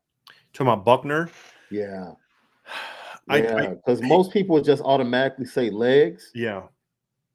It's the pocket. It's his feel for the game in the pocket. Look, legs are only going to take you so far, right? Like, if you're just a runner, we saw this with Lamar Jackson against LSU in a bowl game, right? Like, they were able to take the pass game out. And it was just Lamar running. And it's like, well, we're fast. We can run with you. If you can't sit in the pocket and beat us, whether it's your receivers aren't good enough, your line can't protect, or you can't throw, whatever the reason is, then we're going to neutralize you when you get into those big games. So, again, we're talking about what's the biggest part of his game. Tyler Buckner can run around and play street ball, and Notre Dame goes 10-2 this year. But to beat all three of, or 2 out of 3 of, or actually say 3 out of 4 of, Ohio State, BYU, Clemson, and USC, if USC is what people say they are, he's going to have to be a weapon from the pocket. He's going to have to sit in the pocket and be able to make plays. And then if he's able to do that, then when you step into the plate, step up into the pocket, and your running becomes even more impactful now. Yeah. Right? And that's the thing that always hurt Brandon Wimbush in those big games was teams would just say, we're not going to let you run on us. We're going to make you beat us with your arm. USC tried that, and Brandon smoked them, and then USC had no answers. Miami did the same thing, and Brandon wasn't hitting those throws. And we saw what happened, right? So, to me, and this is kind of partly why I'm excited about this year, to me, Tyler Buckner, at the very least, is going to be as good as Brandon Wimbush was in 2017, at least. I think he's got a chance to be better because I think he brings a lot more to the table as a passer than Brandon did by that point in time as his career. And to me, that's the key, Sean, is Brandon was a dynamic player, but in the big games, the best teams can neutralize if that's all you can do. He's got to be able to because if he can sit back and make plays in his, like, if he can go into Columbus and make plays with his arm, and Ohio State has to respect that, then that enhances his ability to then go make plays with his legs and the design runs and the scrambles. So it's his ability to process information and make good decisions in good time that is going to be the biggest key to Tyler Buckner's success this year. There's no question about it, in my opinion. What's your next obstacle? Well, I think the depth it kind of ties into, we've already talked about it a little bit. It's the depth at the skill positions, which we've discussed. That if they're healthy at receiver and running back, they're going to be fine. If they're not, then they're going to dig into some issues. Yeah. So the final piece we'll discuss, Sean, to me, is the secondary. Now, I expect the secondary to be good this year, Sean. It's going to be a good secondary. It's going to be better than last year's secondary. But good is one thing. Good enough to compete and win your biggest games is another thing. Yeah. The secondary will not be a problem for Notre Dame in 9 out of 12 games this year. They won't. How it performs against Ohio State, Clemson, and USC, and you could even throw BC in there. If you know, the reason I don't want to throw BC in there is because because BC doesn't have USC skill talent after Zay Flowers, and they have similar line issues because they now have to replace all 5 offensive linemen from last year since Christian Mahogany got hurt.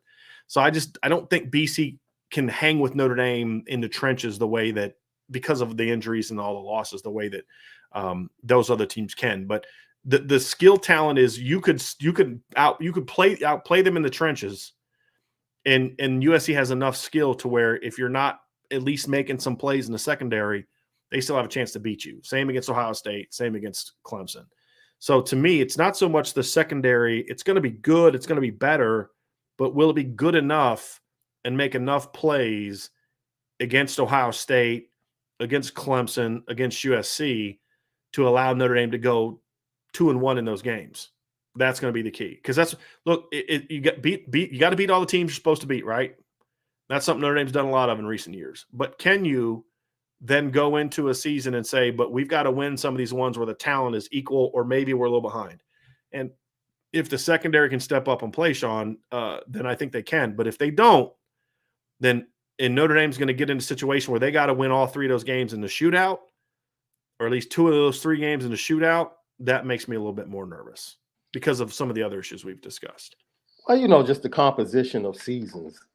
You always have a game that you didn't expect, a game that was closer than you thought it would be, a game that you had to use your offense rather than your defense to win the game. We expect a lot of points to go up when they face BYU. Mm-hmm. That's what we expect. But BYU, who knows how that defensive line is going to be? They might have some big boys, and they might be able to shut the running game down and force Tyler into certain situations, and Notre Dame has to pull out a close defensive battle. Mm-hmm. This is football. This is why you take the field, right? You play the game, play to win, and you hope to execute. And this is why you have 3 phases that impact the game. Right. And we can talk offense, we can talk defense. That special teams is a big question going into fall camp for multiple reasons. And like you said, the defensive backs, for me, is something that I understand. The hesitation for most to kind of feel comfortable and feel good about it. But at the same time, because of the coaching and because of certain things I saw when we did get the opportunity to watch the team during the spring, I just really think from a fundamental standpoint, they're going to be prepared as a group to go out and make vast improvements. Yeah. But that's not my concern, though, Sean. Like, I'm not I agree with you 100%. My concern is, will it be enough in those games? You know what I mean? I mean, that's going to be and again, it's an obstacle. If they are, then Notre Dame can play with them. If they're not, then they're going to be in trouble. And that's what I mean. It's not a prediction that they're going to suck again. It's just that, to me, could be an obstacle to this football team. We're going to find out. We're going to find out very early. There's no doubt. Well, I mean, we talked about the big 3 teams, right? But there's also BC with Zay Flowers, which I mentioned. There's Josh Downs at North Carolina. Yeah. BC's got these. I mean, BYU's got these kids that aren't going to go out there necessarily and like run great times at the combine, but those kids know how to get open. They're like, you got a bunch of Rico Flores types running around. You know what I mean? Even the teams that aren't necessarily great teams have some guys that can make plays in the pass game. And if those games, I'm not as worried about because they're not going to give up 40 points to those teams because the secondary is going to be better. Yeah. But you could be a good secondary and get torched by Ohio State. And if USC is what people say they are and their offensive line does anything remotely decent, then they're going to be good enough to where it becomes a bit of an issue if you're not able to kind of go out there and make some, because you got to make some plays, right? That's the key, Sean. It's can you make plays? It's not about, because to beat Ohio State, it's not just about don't let them have 450 yards. It's you got to make some stops. You got to make some plays. You got to get the ball. Are they going to be good enough to do that? That's a bigger question for me. And specifically for the Ohio State game, I will point this out. We've had this discussion. One of the best secondaries I saw last year was the Penn State secondary. Yeah. And I saw it very early on. I told you about watching them against Wisconsin and how physically they really couldn't stand up to Wisconsin because Wisconsin was able to run the ball. But once you got to tight areas where their ability as a secondary could really take over, they had great safety play. Great safety play. The defensive backs, in my opinion, weren't at the same level of the safeties, but what they were asked to do, they were really good at it. I think that's the challenge for Notre Dame, right? Especially at the defensive backs. Like, look, this is one thing I can say. Cam Hart, walking on the field with Cam Hart and Tariq Bracy makes you feel real good. The other questions is something we have to wait and see. Right. But if they can play, because it was not so much that they just lined up with Ohio State and just ran with them man to man. That wasn't it. They had big physical corners. And what they did was they got after the quarterback and just messed up the timing. Right. From a physicality standpoint and a coverage standpoint, because they had really good safeties. Right. That could hide and disguise. And that's what they used. So, and Penn State didn't have, at the end of the day, Penn State didn't have Notre Dame's front. That was the difference in that game. And so, with the front you have, you don't have to just go out there and lock them down for 4 quarters. No. That's not the standard. Ohio State's going to get their yards. You've got to be able to make some plays. You've got to be able to go out there and say, hey, look, this is what we're going to do. We're going to, we're going to give up a player, but don't give up the long touchdowns. Like you said, you're going to have a much better shot at forcing them into field goals than giving up touchdowns if you can make sure you're tackling them inside the 15. Absolutely. Right? You just can't get into situations where you're allowing yourself to give up those big plays. Yeah. And that's the key for me. So, those are my 3 obstacles, Sean. And there's always like little things if you can't run up. Those are obvious, right? But just as far as the things that are concerns about where this thing is, those are all the things. Was there any other kind of obstacles that really pop out? You could say like the top quality, the top of your schedule and all that, but I kind of feel like it's whether or not you're on top of your game or not is really the question there. No. I think the only obstacle for this team will be health is so freakish in football, with it being a violent sport. Like anything, just look at the way Tyler Buckner twisted his ankle against Virginia Tech. That was just like something like that could happen, and the next thing you know, it's Drew Pine's team for like a month. Right. So outside of everything we talked about, no. Just, understanding that something weird is going to happen. Sure. Something weird is going to happen every college football season. And hopefully, more than likely, or more than most, you get the bounces to go your way. So let's dive into our final topic, Sean. That is expansion. We're not going to dive into here's who's going here and here's going there. I want to talk about this notion. And real quick, we did have a super sticker that I wanted to bring up from Joseph Samari. Joseph, thank you very much. Joseph. Very, very much for that. We have some other super chats and things that we'll get to when we get into the Q&A portion of this show. But I did want to thank Joseph for that. Sean, the focus of our conversation is going to be more on, like, we could have some fun about what we would like to see happen, and this is how I would do it and all that kind of stuff. But to me, the focus today is I am surprised. I'm not surprised that from a national media standpoint and from a fans of other teams standpoint that they don't understand Notre Dame's position of strength right now.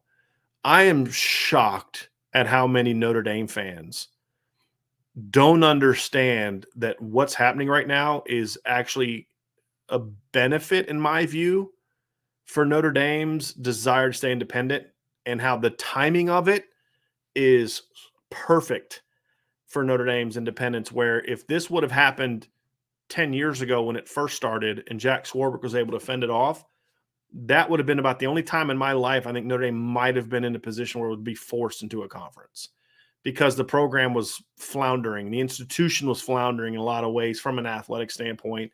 The stadium, I mean, there's so many different things. The program hadn't been good in so many years and all that. Notre Dame is in such a strong position of strength right now. It shocks me that so many fans, I can't tell how many times I've gotten text messages, DMs, Twitter responses, Facebook posts, message board posts, chat comments of people saying they may not have a choice. They're going to have to. Now's the time, out of a panic of feeling like they're going to be left out. And I just feel like it's a fundamental misunderstanding of not only Notre Dame's brand power, but more importantly, where Notre Dame is right now in regards to how many bargaining chips it actually has working in its favor right now. Well, I guess I'm going to show a little empathy towards how they feel, because maybe they feel like they're being forced in this direction without understanding really the factors and the parameters. But that's where I'm coming from. Yeah, the fact that people do feel forced Yeah, is like, yeah. Why? Well, ESPN said, okay, they're not exactly a bipartisan, or let me say, I'm trying to think of the word. It's not bipartisan, a neutral observer in this whole thing. No. Right? I mean, first of all, they haven't been a neutral news organization in a long time. Yeah. Right. And they definitely aren't. It's not about them hating Notre Dame. Look, ESPN doesn't hate Notre Dame. ESPN hates that Notre Dame isn't with them. Yeah. That's what ESPN hates. They would become Notre Dame's biggest champions if they were in there. Do you think that the SEC or the ESPN loves the SEC for just because they're a bunch of SEC fans? No, the SEC makes them a crap load of money. That's why they love the SEC. And if Notre Dame joined the ESPN, they'd be the biggest Notre Dame fans in the world. Yeah. It's about this, and they hate the fact that they're not getting enough of the cut of what the Notre Dame brand power. That's what ESPN hates. And so, of course, they're going to report things that are going to be, it's time to join a conference. That's what of course they are. I was listening to a show on that network last week, and I actually gave you a call immediately. Like, look, I've heard a lot of things, but one of their co-hosts said, Notre Dame needs to stop. They don't want the smoke from the SEC. Right. So I think they'll eventually end up in the Big Ten. And if they get to the Big Ten, they'll probably be able to win a big game in a college football playoff. And I said, what? That was literally the worst take I've heard on this topic. Like, so Notre Dame isn't able to beat Clemson or Alabama in the playoffs because they're not in a conference. Because they're in an independent. Yes. Right.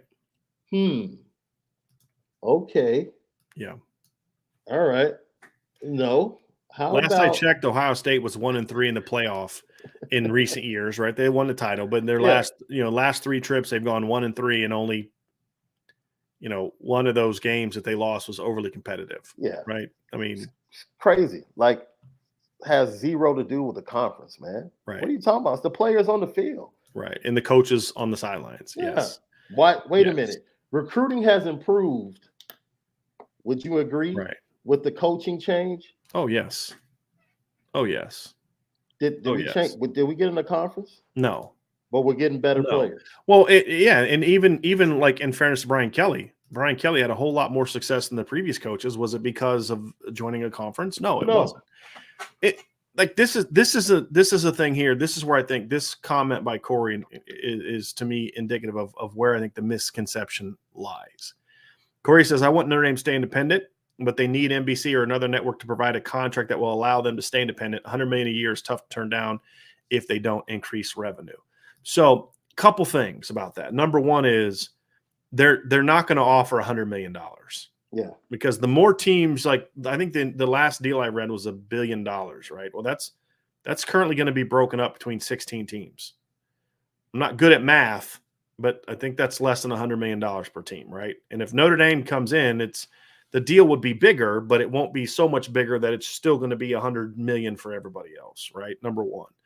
Number two, it's not just Notre Dame works in a different universe than most college football teams. They don't have the $200 million a year operating budgets for athletics that other schools have. They also don't have 50,000 students that they need this athletics program, the TV deal, and other things to help pay for, right? And Notre Dame is a completely different animal. They work financially much different. Now, am I sit there saying that Notre Dame's going to be perfectly fine the next 10 years making $26 million in a TV deal? No, we're not saying that. But what I am saying is you have to look at the bigger picture. Notre Dame doesn't need a $100 million contract. They also want more than 26. Can we agree on that? The question is how much is going to make it work for Notre Dame? There's two things happening in the next 3 years that we have to understand where Notre Dame is at. And this is why Notre Dame will not join a conference right now. Every source I have says if they're to join a conference, it's going to be down the road because some things will have changed. But Notre Dame is 2 years away from getting a new apparel deal and 3 years away from getting a new TV contract. Now, here's a couple things about that. When Notre Dame signed their apparel deal with Under Armour in 2014, it was for $90 million. We have seen teams since then go over $200 million. Notre Dame, in my opinion, is at least going to double what they are. If they were negotiating with these companies now, Sean, they'd be in a tough spot because we're in a tough economy right now, right? Like inflation's high and, advertising is low and the workforce has been, hampered. There's a lot of reasons why now is not the time to be negotiating those deals. But they're not negotiating them now. They're going to negotiate them in a couple years, right? And so their apparel deal is going to be huge, right? It's going to be way bigger. That's a huge influx of cash that you have to consider. And I can say on pretty good authority that those conversations, other companies have already started reaching out to Notre Dame about, hey, let's talk, right? We want you as well. So there's going to be a bidding war. Number two, I can also say on pretty good authority that there are other networks that have approached Notre Dame over the last several months saying, hey, don't just jump into another deal with NBC. Let us have our pitch. And so there will be a bidding war, so to a degree, for Notre Dame to join a league. As long as the ACC is still a thing, they're going to have that $10 million contract. And so obviously ESPN is trying to get out of that deal, and that's going to make for a very interesting court fight, I think. But to me, CBS Sports is also now starting to get rumored about wanting to jump back into college football now that they lost their deal. If you're CBS Sports, the reason they lost the SEC is they didn't want to have to get into this billion-dollar bidding war that people are talking about. I think the SEC's was like 300 million or something insane like that, minimum, and then all these other type of things. CBS didn't want that. But what is a lot more attractive is an individual program like a Notre Dame. Because with CBS Sports, with the SEC, they were carrying one game a week. That's it. And it was a pretty good broadcast, in my opinion. So that I don't know. This is my opinion. This is not a fact. What is a fact is that CBS wants to get back into college football. That's a fact. Yes. What is my opinion, Sean, and our opinion is that they would be interested in Notre Dame. That's our opinion. But why wouldn't they be? Especially with the contract coming up. It's going to cost them a lot less money to get Notre Dame than it would be for them to jump into a conference. And if we're being honest, there's going to be a lot more bang for your buck by signing Notre Dame than trying to get the ACC or the new Big 12 or the folding Pac-12 or the AAC or something like that into college football. And so there will be, at least in my opinion, there's going to be at least two networks bidding for Notre Dame, at least two. My opinion could be up to four. And so Notre Dame has a ton of leverage here. Why would we jump into a conference now when we're still 2-3 years away from seeing what those networks are going to offer us in a TV deal? Yeah. And look, they're not going to not have a TV deal. I mean, could the world change? I mean, just look at how the world's changed the last 2 years. Could a lot change in our world the next 2 years? Of course. But as of right now, there isn't anything pending that makes me think that Notre Dame is going to be in that. If anything, if things go the way that I think they could, and some of these networks are hurting, a single entity becomes even more attractive because of the cost. It's much more cost efficient for an NBC, a CBS to get a Notre Dame instead of a conference. Yeah. And so Notre Dame is in a great position here, in my opinion. So if anything, this conference expansion has helped Notre Dame, Sean, because now they're like, hey, CBS, NBC, if you guys want to be with us, man, look, the Big Ten's offering us $100 million. We don't need that, but you got to give us, you got to double what you're giving us now, at the very least. And so that's they're in a position of strength right now, not a position of weakness. But when you listen to a lot of Notre Dame fans, they are responding from a position of weakness. And that's not a BK PTSD thing. No. That's just an ESPN beating you over the head for 2 decades about how Notre Dame isn't relevant. You know what I mean? But who is all anyone's talking about right now? Nobody's talking about Oregon. Nobody's talking about Duke or North Carolina or Washington or anybody else. Everyone's talking about Notre Dame. Why? Because they all know they won't say it. They won't say the quiet part out loud, but we will, Sean. Because they know that Notre Dame is still the biggest brand in college sports. They know it. And that's why they all want Notre Dame. And it's not going anywhere. Would be foolish to give that up. And they're not going anywhere. Mm-hmm. And if by chance, Notre Dame wins a national championship in the next 2 years. Oh, it's over. The price just went up. Right. The price just went up. Right. So you're talking about a program being in an advantageous position, understanding their positioning. And, the fan base should understand the positioning because you don't need, first of all, you don't need a conference to be a great football program. That's been proven. So we can just take that off the table. Like, you don't need to be in a conference to recruit better as Notre Dame. Mm-hmm. Take those things off the table. I think the post you brought up talked about 100 million. I look at it like this, and this is just me personally. I would much rather be an individual that's independent as an artist, making 40 million, than to be part of a conglomerate getting 100 million. Mm-hmm. And I don't have all of my publishing. I don't have all of my tour money. And I have to split all of that. Mm-hmm. Right? Because you're part of a conference, then the conference has lawyers. Yeah. Everybody has to pay for those lawyers. Everybody has to pay for these other expenses. When you're independent, money's yours. Yep. You have your own lawyers. You don't answer to anybody. You don't have to fall in line, and you make your own decisions. You don't have to worry about getting outvoted on a particular topic. You answer only to yourself. Mm-hmm. And that's more important to Notre Dame and in any walk of life. You're a business owner, Brian. Make your own decisions.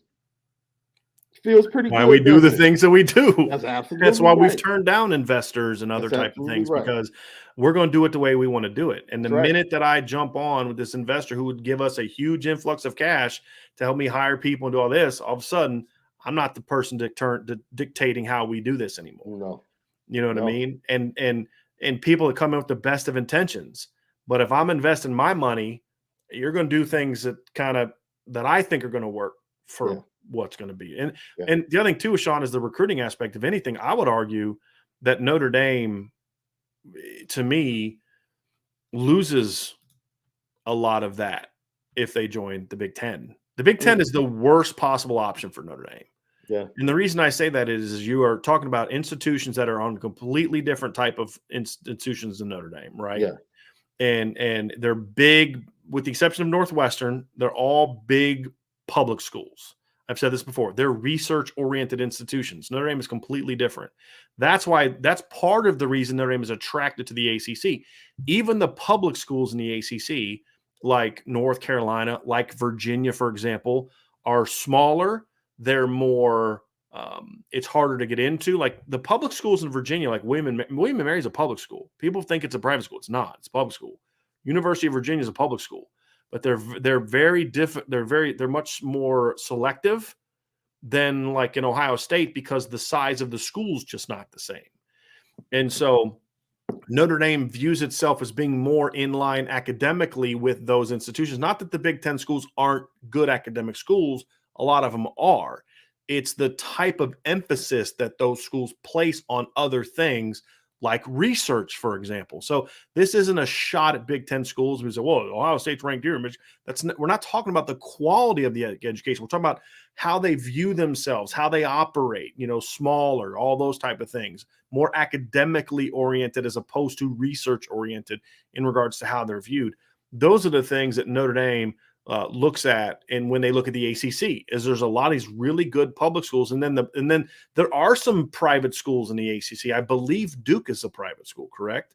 Miami's a private school. I believe Georgia Tech is a private school, although I'm not 100% certain of that. There are, and then some of the I think Wake Forest is also a private school, Sean. I'm gonna look at that now. So there's a lot more private schools in that league. Yes, it's a private school. So again, there's a lot of private schools in the ACC, where in the Big Ten, I think there's only one.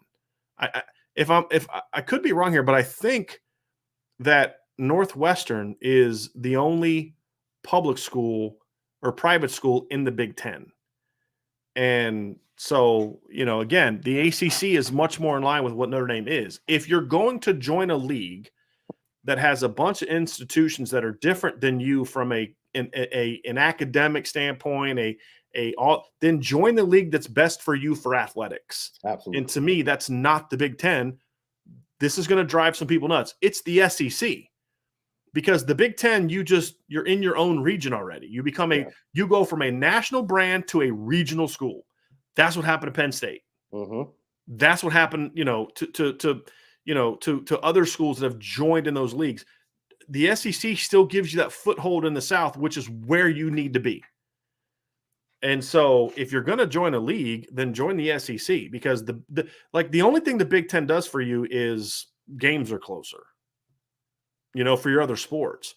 What I would be interested to see is how bad does the Big Ten want Notre Dame? And here's what I mean. There's a lot of people that poo-poo this idea. Would the Big Ten take Notre Dame now? Because in the past, Jim Delaney was adamant that we're not taking Notre Dame unless you come in all as one. Would the Big Ten now be more open to saying, we'll form a partnership with you like the one you had in the ACC?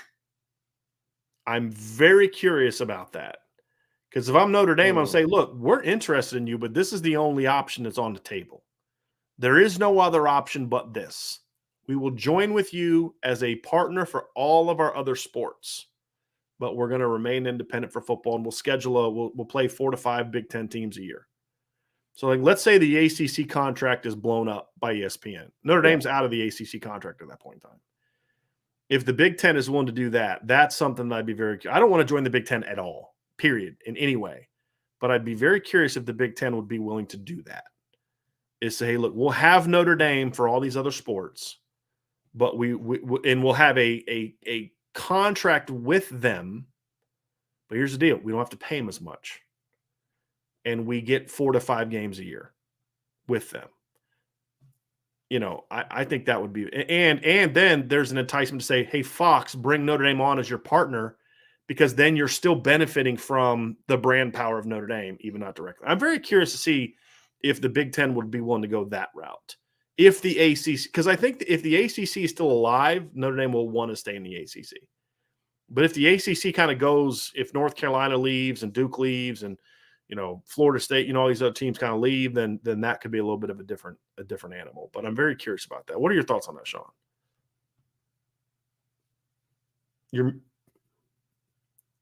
I expect this to be the most peaceful era of conversations, or most respectful, shall I say, era of conversations between Notre Dame and the Big Ten, because of Kevin Warren, who most of you might not know. He actually attended law school at the University of Notre Dame. And Gene Smith. And Gene Smith as well at Ohio State. So you have those two guys that are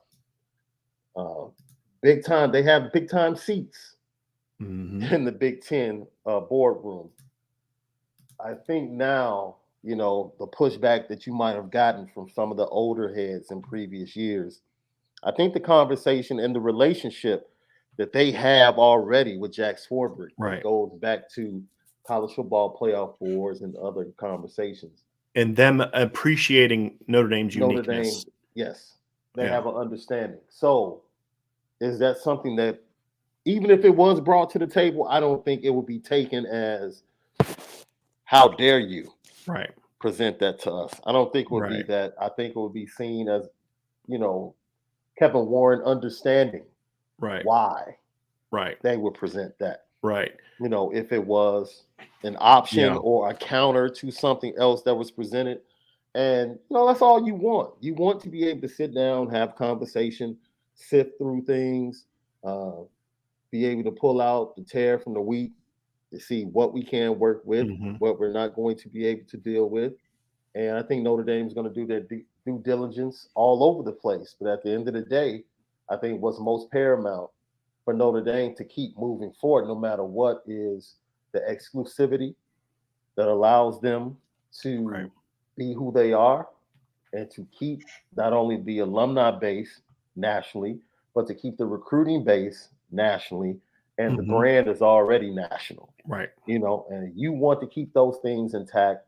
And if there is some way you can have, like you said, a Big Ten schedule, Right. which is pretty much basically what they had in the 90s without being part of the conference, Mhm. right? In the 80s and the 90s. So if you want to go back to that, I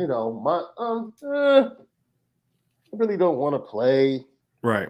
Purdue and Indiana anymore. Right. Like, I saw that.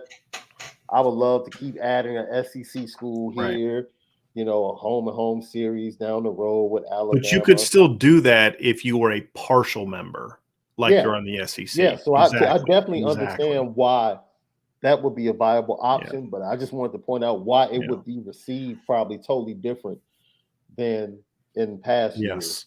with the Big Ten.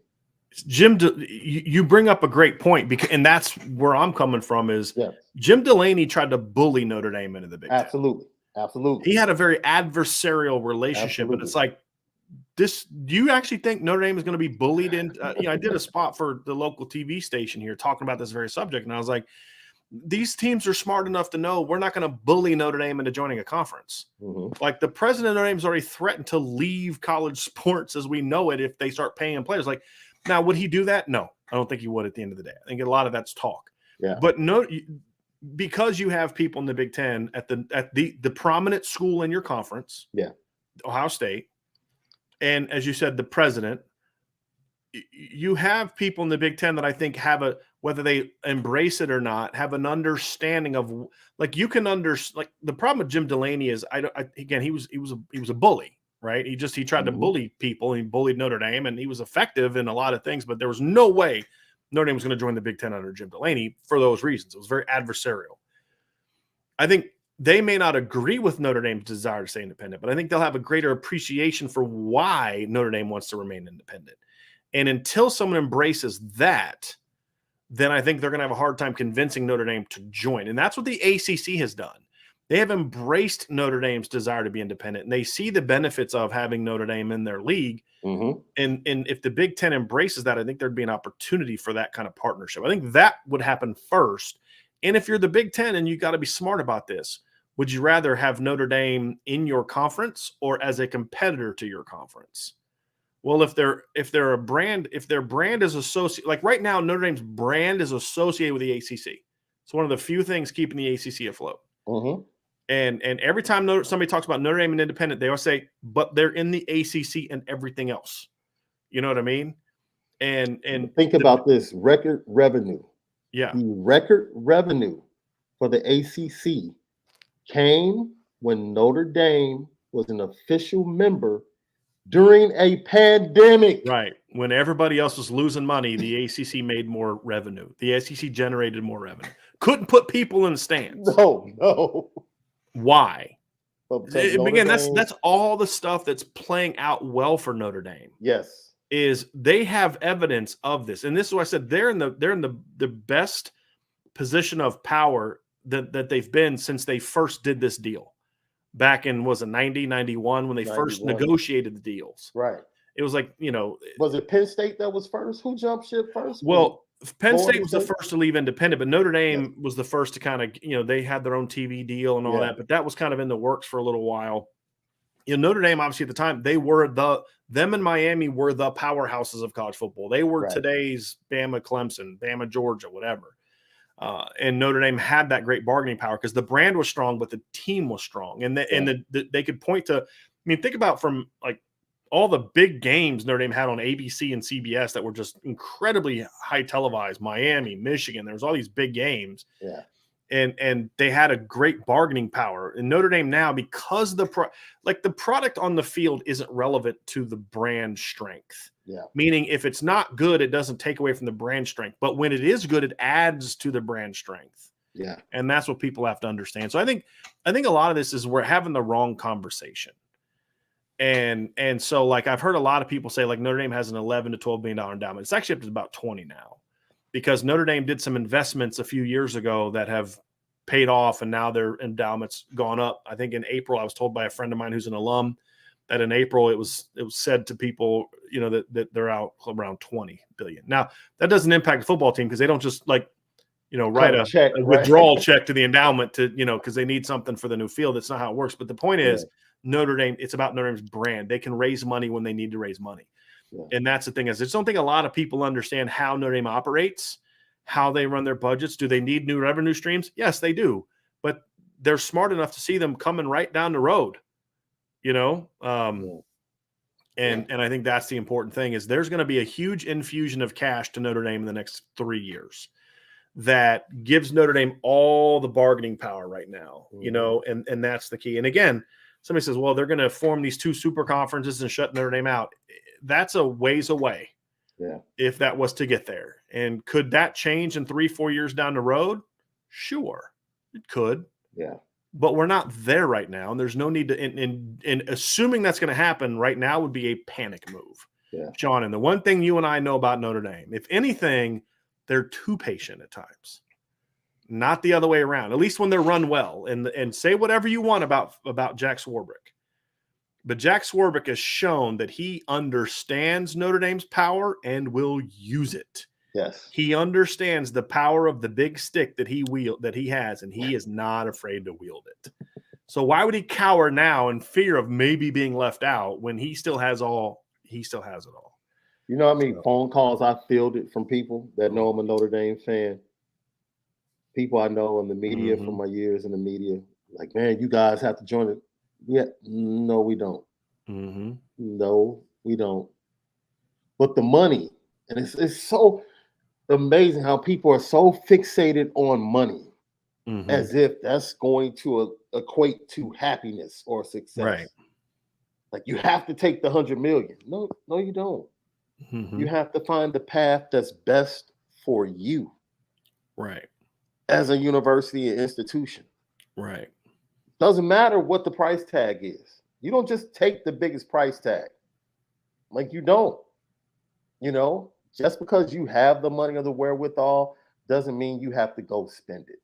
Right. And just because it's being offered to you, it doesn't mean that you have to take it. Right. What's going to give you the peace of mind as a university and institution is going to be the best situation for your future. Right. Not for just athletics. Right. For the future of your institution. That's the decision. Everyone else is making strictly athletic decisions. Mm-hmm. And they have to because they rely on athletics to survive. The point of us pointing out the endowment at Notre Dame is to point out they don't need the institution. It's been a while since the institution needed the athletics program to survive. Notre Dame, again, that's just having an $8,000 undergrad, probably about 8,000 student. It's about 12. My understanding it's like 11 or 12 total, including graduate students. Right. Which means smaller number of faculty, smaller number of staff. The budgets are way smaller than a school that's 50,000 people. That's right. That's public, yes. Right, because the athletics, the TV deal helps pay for all that stuff. Right. Because again, the 8,000 students in Notre Dame are charging $60,000, $70,000, $80,000 to go there. The students in an in-state school are what, 10, 15, 18, something like that, right? So it's just a different universe. And again, Notre Dame lives, it's like Notre Dame you have to understand, is they're that frugal type of person that doesn't just, like they make a lot of money, but they don't spend it, like Yeah. I'm a billionaire, but I live in the house of someone who makes $1 million, right? As opposed to the person who this is the problem a lot of athletes have. And this is why people say, well, how do these athletes go broke? It's because they literally spend every dollar they make, and someday they stop making those dollars, but they still have the same bills to pay. Yes. And the athletes who do make it are this athletes like Tim Brown, not Tim Brown, I'm sorry, Todd Light, who made a lot of money in the NFL, but he invested a lot of that money. So when he retired, he was able to then use that money because he didn't spend every dime he made in the NFL.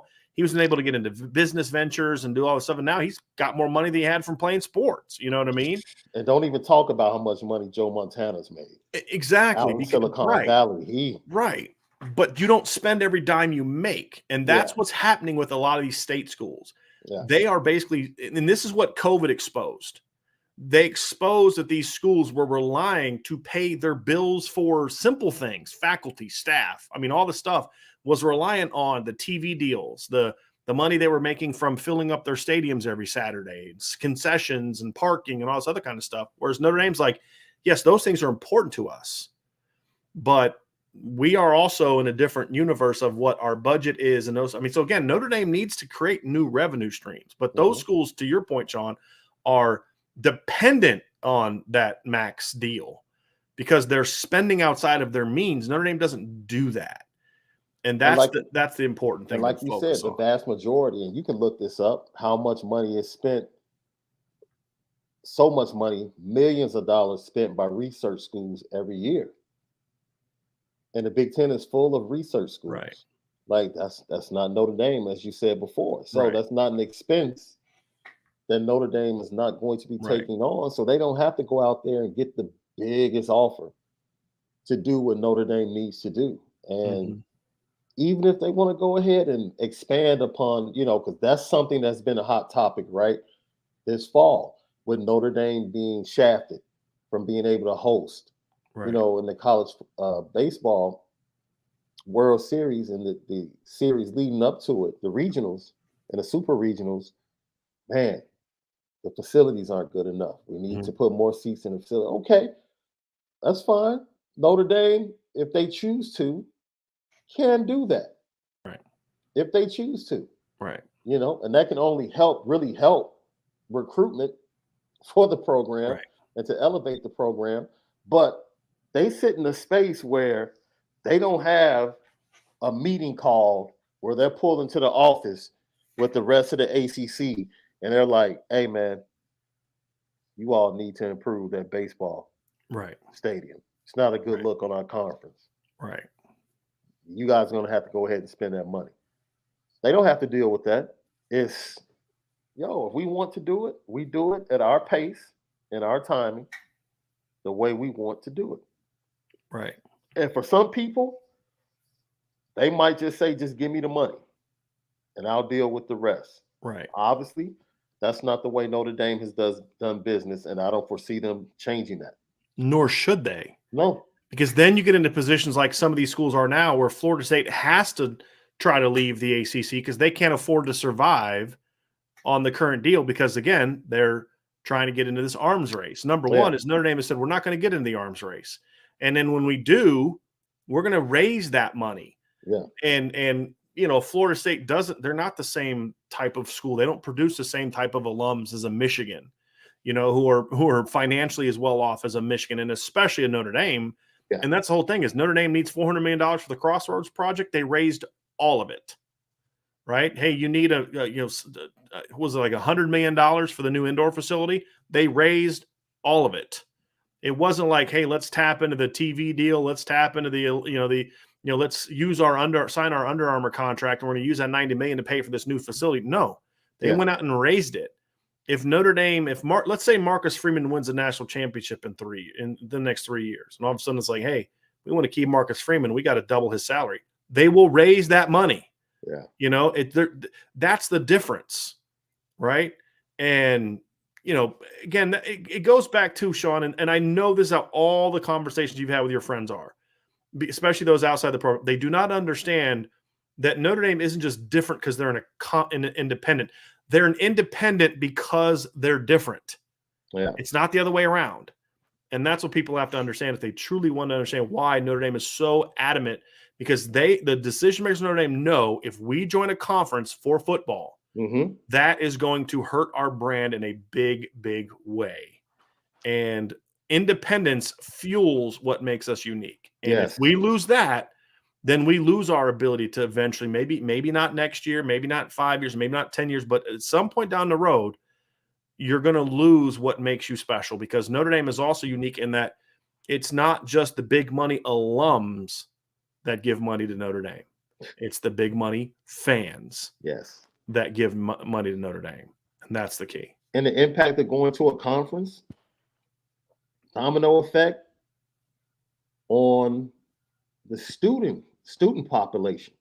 Like, you go into a conference, like, now, do you have to sit back? Do you have to think about how much you charge for tuition now at a private university within the Big Ten? Right? Northwestern has to go through this all the time. The perception within the Big Ten that they have. Because Northwestern, historically, up until about the late 60s, was a pretty darn good football program, along with those academics. And then all of a sudden, it switches over. Not doing too well going into the 60s, the rise of Bo Schembechler in Michigan. And historically speaking, you start to see the fade of Northwestern athletically. But the academics stayed the same. But the perception moving forward within the Big Ten was they almost wanted to let Northwestern go. Right. But they have so much success academically that it's like, as much as you want to talk about them, and they were successful in athletics outside of football as well. And we forget about that as well. Like, football isn't the only sport. It's the main sport, but it's not the only sport. Right. You know, Notre Dame hockey already plays within the Big Ten because of some type of special arrangement, right? Well, yeah, just because, there is no ACC hockey league. Right. They were in like that East Coast Hockey League or something, and the Big Ten brought them in because they're a strong hockey program. Hockey program. Right. Yeah. Right. So you think about that. The Big Ten knows, and they're very aware of the benefits of. I wouldn't be shocked. Notre Dame's been pretty dominant in the Big Ten since they joined the Big Ten hockey as well. So I know you pointed this out, that Notre Dame might be the one to present the package. Right. The Big Ten might be smart enough to say, you know what, we're going to approach it differently. Right. We're going to present this option. Right. Knowing that's your best chance to get Notre Dame into your conference in 5, 8, 10 years. Right. It's a much easier leap to do that. Yeah. When you've embraced us, you've become a great partner with us, and we've existed in your conference enough in this sphere to say, hey, you know what, we can make this work over here. Yeah. You know what I mean? Because then maybe Notre Dame can that's where Notre Dame could wield its power. Now, hey, listen, let's wield our power this way. And it is, okay, get to 24, okay, and then break it into 4 pods of 6 or 6 pods of 4, and then keep your, because then Notre Dame, as a Big Ten member, could say, hey, look, let's fight to keep it to where it's 8 conference games, and let's push with the ACC to say, hey, let's keep it 8 conference games. Let's schedule across. Let's do all these kind of things as you get bigger, and that would then allow Notre Dame to continue playing all around the country. Yeah, I mean, right. And when you join as a league, you can have that, but it's like the Big Ten would then see the power that Notre Dame brings, and the Notre Dame would see the advantages to being in a conference, if there are some.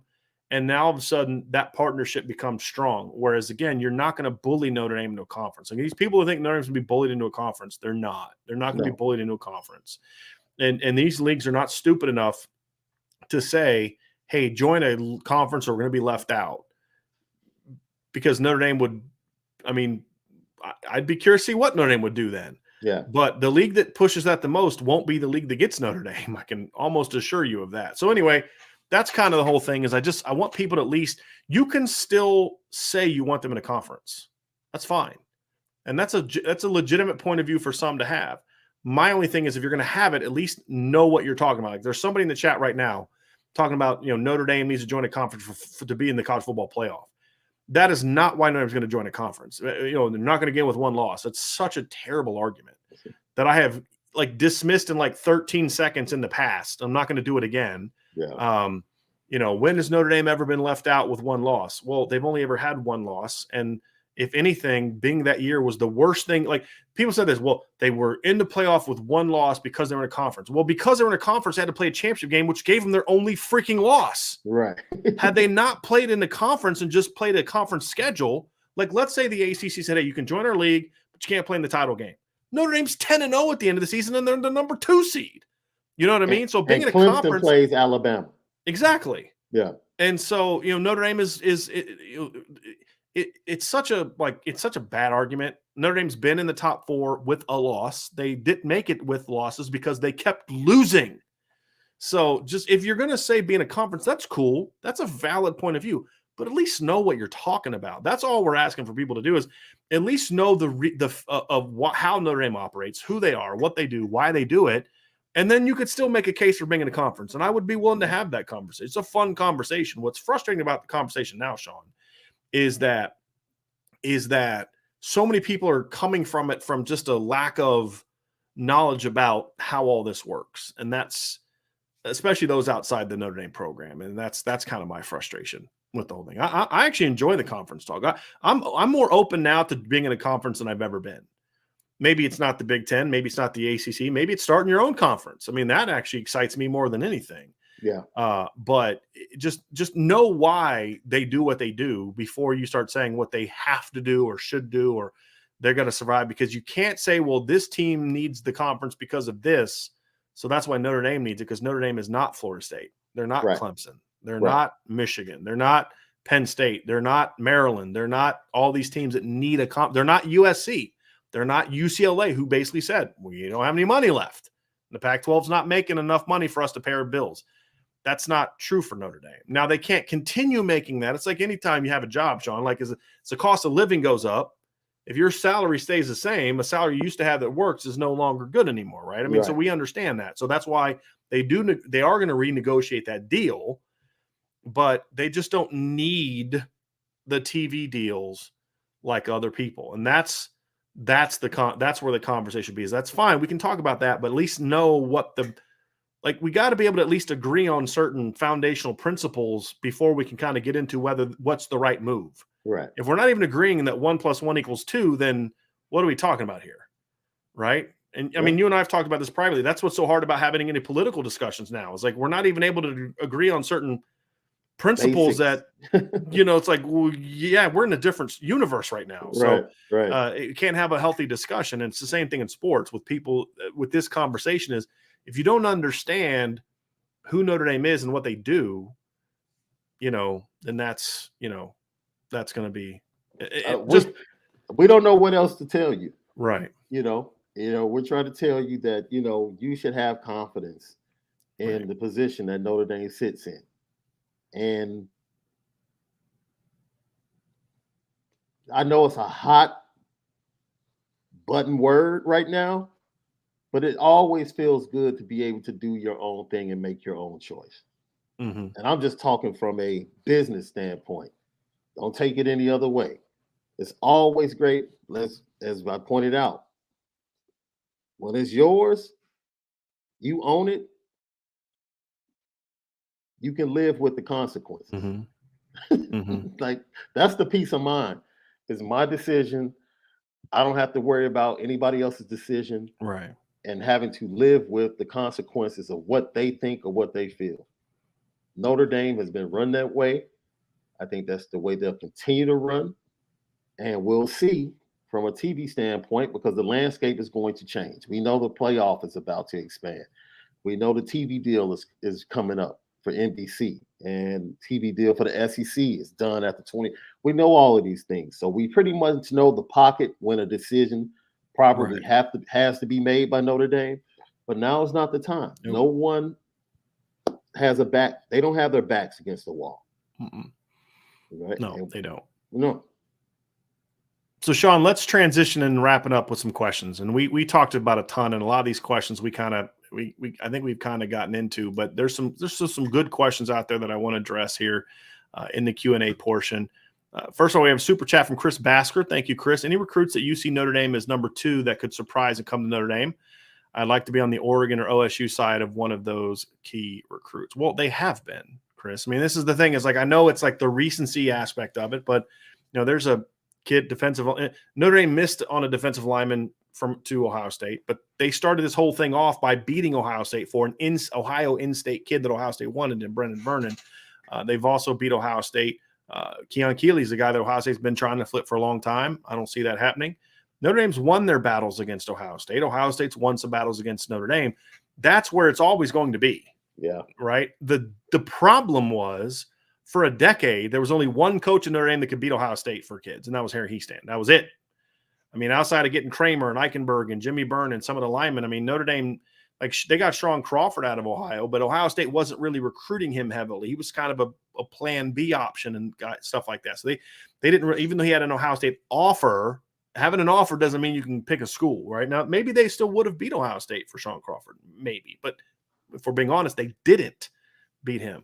They just haven't been competitive in these battles in the past. Now, there's people upset that they don't win all of them. Like, the narrative has changed so much, and it's been exciting. But yes, guys, again, they've beaten these schools for, especially Oregon. They've beaten Oregon for more kids than they've lost to Oregon. I mean, that's just the reality of it. So, just perspective a little bit is all I'm asking for on that one. Brandon K, how do you balance having a complex offense, given all of our weapons, with also staying controlled enough to not overly complicate it for the players? Did you take first crack at that, Sean? Because I think that's been an issue for Notre Dame in the past, right? Is they've tried to run offenses that are so complex that it's hard for the players to really have it down until they're like seniors and fifth-year seniors, right? So it can be a challenging aspect. You know what? The best answer would be, and Notre Dame actually faced this team in the 2020 college football playoff. That talented Alabama team was the most simplistic offense you would ever see. It was literally zone plays, other run schemes, play action, deep ball with Ruggs in the slot, and swing passes to get Devontae Smith out in space, to get their talented skill position guys out in space. Like, it was a lot of motion. There was a lot of things going on, but at its core, it was a very simplistic game plan that Steve Sarkisian was trying to implement every week. Get the ball in the hands of our guys as fast as we can and let them make plays. That's really what it was all about. And he had the perfect guy at the head of the ship running it with Mac Jones that could decide pre-snap, this is who needs to get the ball here. He got the ball out of his hands quickly. That was the best thing he could do. Diagnose, get the ball out of my hands quickly, get it to the right guy, let our guys make plays. And that's really what efficiency on offense is all about. Getting the ball to the right person in the right space to give them the best chance to be efficient and do what they can do. So as much talent as you have, on offense, you don't want to do too much. You just have to find a simplistic way to get the ball to your playmakers. Jermaine Hargraves, what would the narrative be if Tyler Buchner played under Lincoln Riley and Caleb Williams played under BK? People underestimate Tyler Buchner like he wasn't a 5-star and give Caleb Williams all the hype. First thing on that, Tyler was not a 5-star by the time his career was over because he didn't play as a senior. And I mean, honestly, I get where you're coming from, Jermaine. I mean, if Tyler Buchner would have stepped into the Oklahoma offense last year, I think he would have been pretty good. I don't know if he would have been quite as good as Tyler Williams for the reasons we discussed. I don't know how good of a fit he'd be in that offense, and the fact that he didn't play. And I don't think Caleb Williams played his senior year either. I think DC canceled football as well that year, right? There's a reason you would have felt more comfortable if he was in that Oklahoma offense, though, because of the pedigree of development. And Lincoln Riley would have had him like playing well. You're absolutely right. I mean, I think there's a lot to that. And Caleb Williams probably doesn't play for Notre Dame last year. I mean, the only reason Tyler played is because he brought a running. That's not Caleb Williams can run, but he's not a runner. He's a pocket passer that can move and run, and he's a good athlete, but he likes to do damage from the pocket. He can hurt you with his legs, don't get me wrong. But he's more Pat Mahomes than he is, in my opinion, than he is Josh Allen, if we're using that comparison for earlier. So I don't know if he plays. I mean, maybe Jack gets benched and he comes in and does a good job and keeps the job, maybe. But who's to say Caleb would have been prepared to play last year? Because, again, there's not much of a track record of Brian Kelly getting that done. So I think Jermaine is completely spot on that. And that's the thing, is it's the recency bias of it, right? Like, I mean, Caleb Williams supposed to be this great player. Dude almost lost to Kansas last year. I mean, literally almost lost to Kansas. I mean, went 10-2, right, last year. Oklahoma wasn't exactly world beaters last year with him, but the conversation is, I mean, did you see what happened when they went to Baylor, how he played against Baylor? Caleb Williams lost to Oklahoma State too, right? I mean, they didn't have a 28-7 lead over Oklahoma State like Notre Dame did, No. So, no, you're absolutely right. Sean, and I think your point is you're going to give the benefit of the doubt of the kid that plays for Lincoln Riley because Lincoln Riley can produce quarterbacks. Yep. Although I will say this, we don't know yet if Lincoln Riley can take a kid as a freshman and develop him into something, because every quarterback he's had that's had success transferred in from somewhere else. The closest thing was Kyler, who had to kind of develop a little bit behind Baker. But, I mean, he started as a freshman at Texas A&M, right? He got his experience somewhere else. Baker transferred in from Texas Tech. Jalen Hurts transferred in from Alabama. The kid that transferred, Spencer Rattler, was the first kid he had to take from day one that was coached only by Lincoln Riley. Yeah. And he didn't pan out, and he's now at South Carolina. So, but that's not the narrative. And he really was the only, which goes to recruiting as well, because that was the only guy that he targeted in high school to get to come to Norman, but he wasn't like the others. He couldn't go off script. He couldn't use his legs to make plays when he got out of the pocket. And that's what you saw. Right. When that running game and that offensive line wasn't up to par to what it was previous years, he didn't have the wherewithal to be able to make plays and keep the offense going. So, that's why recruiting college football is not an exact science. Right. Who knows? Caleb Williams could go out to USC and flop.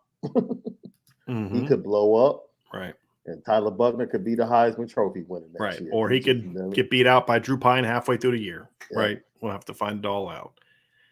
Matt Lee says, now D-line wise, we focus hard on Justin Scott from the Chicago area, who is coming in for the huge barbecue event of the 26th. I do want to point out, it seemed like some of the people in the chat, it's maybe I'm wrong. I'm reading into it incorrectly, Sean, but it sounded like some people were kind of looking at him like maybe they think he's a 23 player, a class of 23 player. He's not. Yeah. Justin Scott is a 2024 prospect. I do not see right now Notre Dame expanding the board for defensive line prospects. I don't see that. So yeah, I don't see that.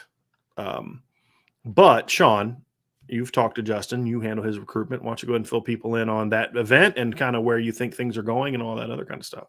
Yeah, Justin Scott is, it's funny because the defensive line guys, and you can point to this,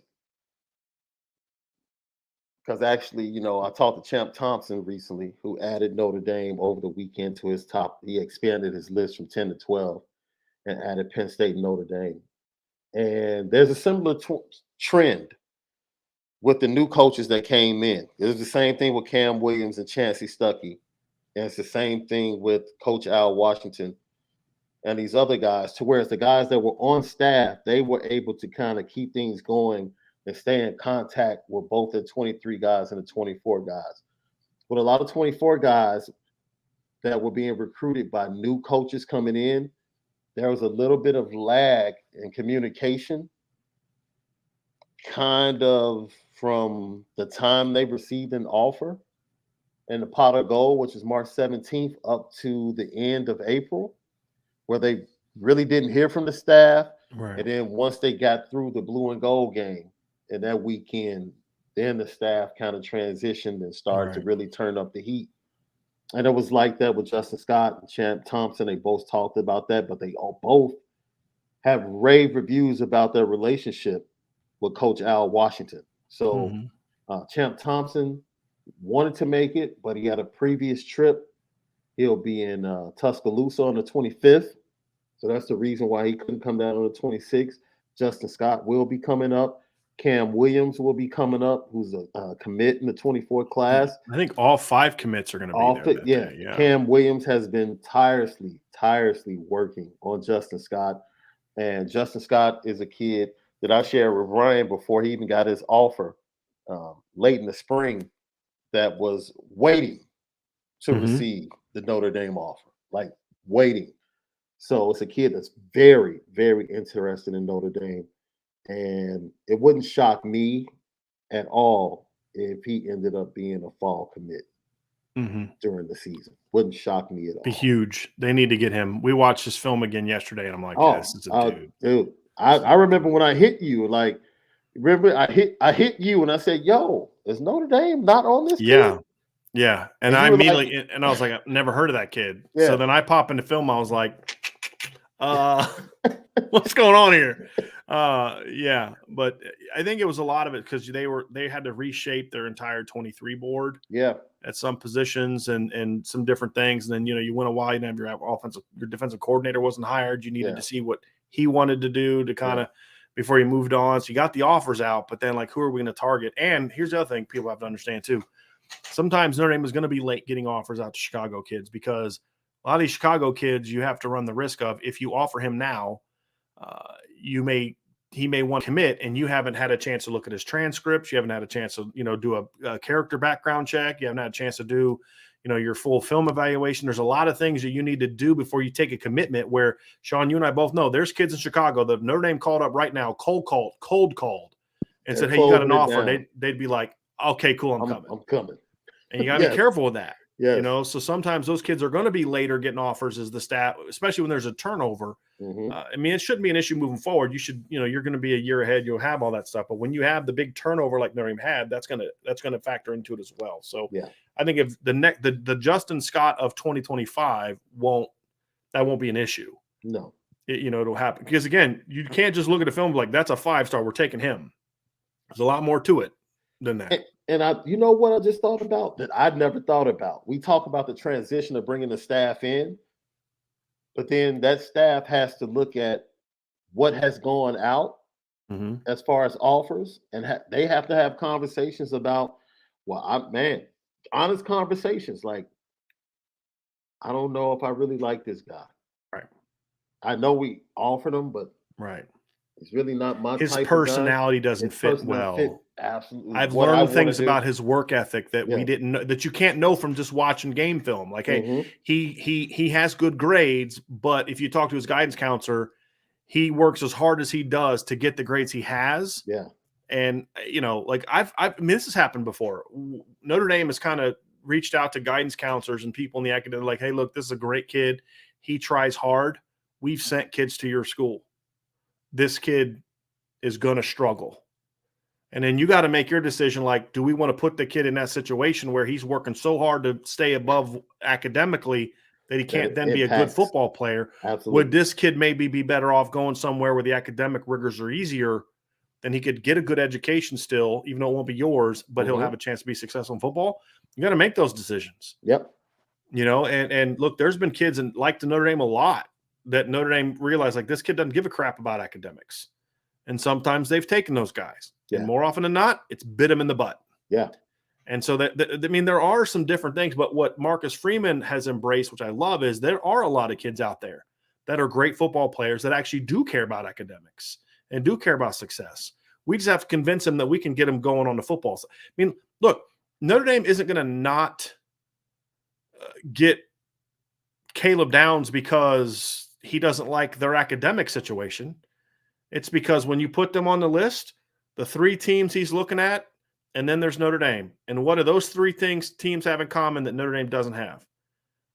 There's 2 things, really. A long history of producing elite defensive backs. And you can say, well, what about Harrison Smith and Kyle Hamilton? That's a decade apart, folks. A decade apart. Those other teams are doing that every year almost, right? And the other thing is they've won championships. Notre Dame hasn't. And so that's it's not the finding kids that care about academics. It's the hard part for Notre Dame. Yeah. Caleb Downs absolutely cares about academics. Jason Moore absolutely cares about academics. That's why one of the reasons he liked Notre Dame. But can you convince him that you can go produce him in the NFL the way Larry Johnson's done at Ohio State, and that you can win a championship? That's the hard part right now. And Washington doesn't have that track record because he hasn't coached the defensive line in 6 years, right? No. And so those are the things Notre Dame's overcoming. The academic piece is there now. It's the football part is why they're losing some of these battles. Dante Moore's a 4.0 student. It's just sometimes there's other things that are more important to some of these kids. Yeah. You got to be able to convince these kids that, hey, look, this part's good. It's the other part. If Caleb Downs was making an academic decision, he'd pick Notre Dame. He's making a football decision. You can still care about academics when you're making a football decision. And I'll say it this way, Sean. It's like saying to a kid, yeah, you're going to Northwestern. Yeah, I am excited. That's a great academic school. What are you going to major in? Well, I got to pick something else because they don't offer the major I really wanted to offer. But hey, it's Northwestern though. Right. Well, that's a stupid academic decision, as opposed to going to University of Illinois that maybe doesn't have the same academic reputation, but they're very strong in that particular field that you want to major in. Yeah. Right. Like if you want to be an architect, Notre Dame is a phenomenal school. Probably not your number one choice in regards to being an architect. Are there tracks to that? Yes, there are. But there are other schools that simply are better in that area. Yeah. Doesn't mean that you don't care about academics. It's just that this particular school offers this particular field that I want to be a professional in. It's just a better program here. Well, these kids are major in football. You can still care about education, but your chosen profession is football. And if this school is better in football, I don't care that this school has a better academic reputation, because this school is going to help prepare me for the thing that I want to do with my life. And as people like Myron Roll and Christian Wilkins at Clemson have proven, if you care about academics, you can get a good education there, right? Yeah. But this school's going to make me a top 10 pick. That school's not, based on the last 20 years. If you're Christian Wilkins and you're looking at Notre Dame's producing defensive linemen in the 20 years before you decided to go to college, and Clemson's, it's an easy choice. It's a no-brainer. Yeah. I can put in the work to get 2 degrees in 5 years, which is what he did here, and still be a top 15 pick. I don't know that I can do that over there. Right. And that's what it boils down to. So, yes, it's what people have to remember. Christian Wilkins is a Notre Dame fit. Correct. But it was football. Football was the reason. Now, that's one of those battles I'd be willing to bet you a chunk of money that Notre Dame would have won that battle if they had a staff like this one back then. It's a closer battle. I think they get it. Yeah. I think they would win that one, in my opinion. Because like you said, Christian Wilkins was absolutely a Notre Dame fit. It's just he didn't want to play in that defense, and he didn't want to. He would have been beloved. Oh, yes. At Notre Dame with his personality. Yes. Oh, yes. All right, we got some more. Sean Kane, who's the most realistic of the 3 quarterbacks, being that Notre Dame got in on them late? I think it's Novosad and Minich are probably the 2. I think Brock Glenn. I think because of the relationships, right? I'd say Minich is right there too, because I've heard he likes Notre Dame a lot, but he's committed to Pitt. They're both. Mm-hmm. Novosad has been more inclined to leaving Baylor than Minich has been to leaving Pitt. Yeah. It's just with Novosad, it's like, okay, are you able to catch Ohio State? Are you able to catch Texas A&M if they offer? That's the bigger question. I think with Minich, he doesn't have as many suitors right now because he's pretty adamant about being committed to Pitt. Yeah. So if they offered, I'd be very curious to see what his reaction would be. We don't know the answer to that yet because Notre Dame hasn't offered. Yeah. But I think those 2 of the 3, I think Brock Glenn's probably the least realistic of the 3. Just because he seems to be much closer to decision-making mode than the other 2 are. And he doesn't have the relationship, like you mentioned, with Novosad and Braylon James and Shaden Greathouse and those kind of guys. Yeah. Antoine Porsche-Rideau, after Ryan Wingo and Cam Williams, who are the receivers that Notre Dame is going to after the hardest in 2024? So, Antoine, I wanted to still bring this up. We actually talked about that in a recent podcast. We're also going to have some stuff on the site about that, but really just throwing some names out there just to begin. We'll dive into this more in future shows, but Micah Hudson from Texas is a big one. Yep. Emmett Mosley from California, although he's kind of a 2-way guy whose position is maybe a little bit more up in the air, but that's a name to know. Emmett Mosley is Mylan Graham is a kid from Fort Wayne that earned a scholarship offer during the Irish invasion. He's a kid that you're going to want to know about. He's a really talented football player. Bredell Richardson is a kid that I think's on Notre Dame's radar. I'm not sure if I'm at the point where I think they actually have a shot to get him, but he likes Notre Dame. He visited on his own dime. Jeremiah McClellan from St. Louis is another name to know. Jason Robinson, who's committed to USC, has said he will be visiting Notre Dame on the weekend of the 26th, so that'll be interesting. And then another name is Notre Dame is trying to get Tyseer Denmark from Pennsylvania on campus. If they can get him on campus soon, I think they might have a shot there. But right now, I'd say they're kind of on the outside looking in, but they're still putting in work and trying to get there. So those are just some names to know. We'll dive further into their recruitments moving forward, but those are some guys that will get out there. Got a couple super chats here, Sean, from Lee Gannon. Once the big super conferences get going, will there still be room or interest in their teams on their team schedules to play Notre Dame? I mean, Sean, as far as I know, these conferences haven't started talking about how they're only going to play each other. I'm not saying that sarcastically, but I haven't heard anything legitimate other than fans saying this. I haven't heard anything legitimate about them only playing each other. I haven't heard anything like that in regards to that. So, yes, there'll still be teams that want to play Notre Dame and are contractually obligated to play Notre Dame. William Chesney with a super chat. Coach Marcus Freeman and now Washington and other staff know Ohio State in and out. Pre-game environment stadium with their background. How much do you think it helps them to get the team ready for all the expectations of Ohio State night game? I want to take a shot at that, Sean. I mean, talking about basically like because you got to think about Freeman, Washington, but also James Laurinaitis, as a player. Yeah. How does that help them? Not so much. I like the way this question is asked because he's not asking about how does that help them to put a game plan together. It's more about how does that help them be prepared for the environment of playing a night game at Ohio State? Well, let me say this. The leadership on this team has either faced Ohio State in a championship game or been a part of the college football playoff. So there is no bigger stage. Right. The players understand.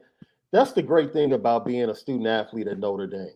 Like the bright lights, I can't say there's a game I've watched Notre Dame where they just were not ready to play.